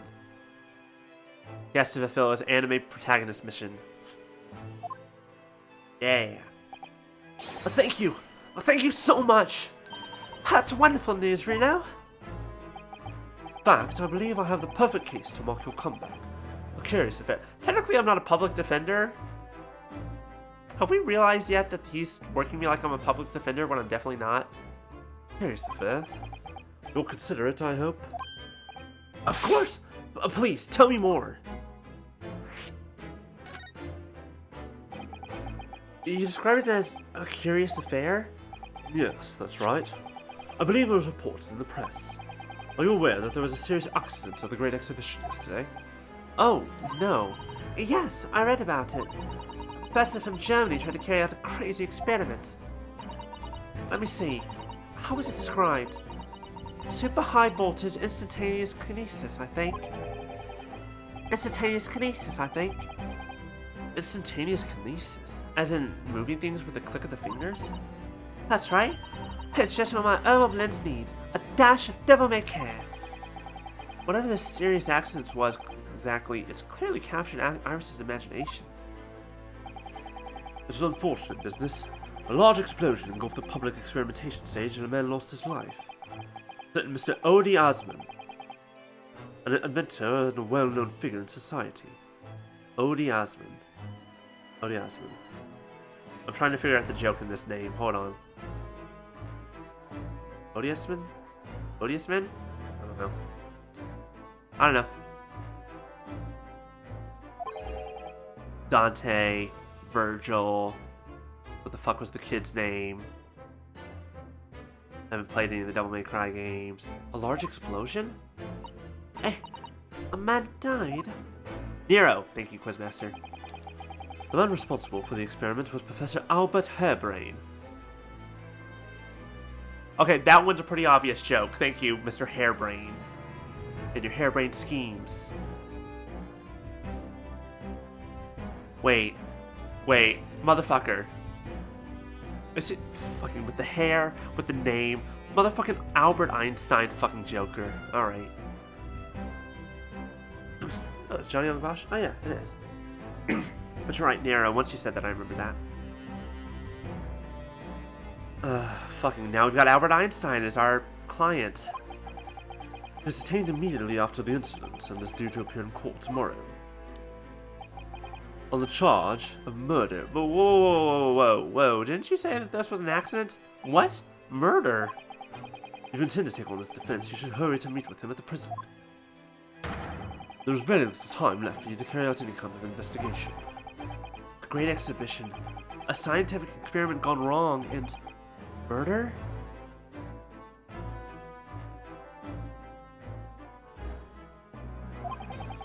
curfew out of my death before I've even started. Still. We should go to the prison straight away then, and try to meet with this German professor. Don't you think? Definitely. What's a German accent? I don't remember. Oh yes, one more thing about the case. There's a connection with our mutual acquaintance, the Reaper. Oh, with Lord Van Zykes? How? Are you not going to tell me this connection? Alright. So here's what I'm thinking we're doing. Because it's 8 o'clock now. We've been going for 3 hours. We have been going for a bit. So we're going to head over to the prison, and we're just going to get that kicked off. Now we're going to get to the screen. Cell 11. And we are going to call it here for the night. Thank you all so much for joining me. Thank you, thank you. I hope you all had a great night. Let me see who that is to raid. I hope you've all enjoyed the some more Great Ace Attorney. It is good times.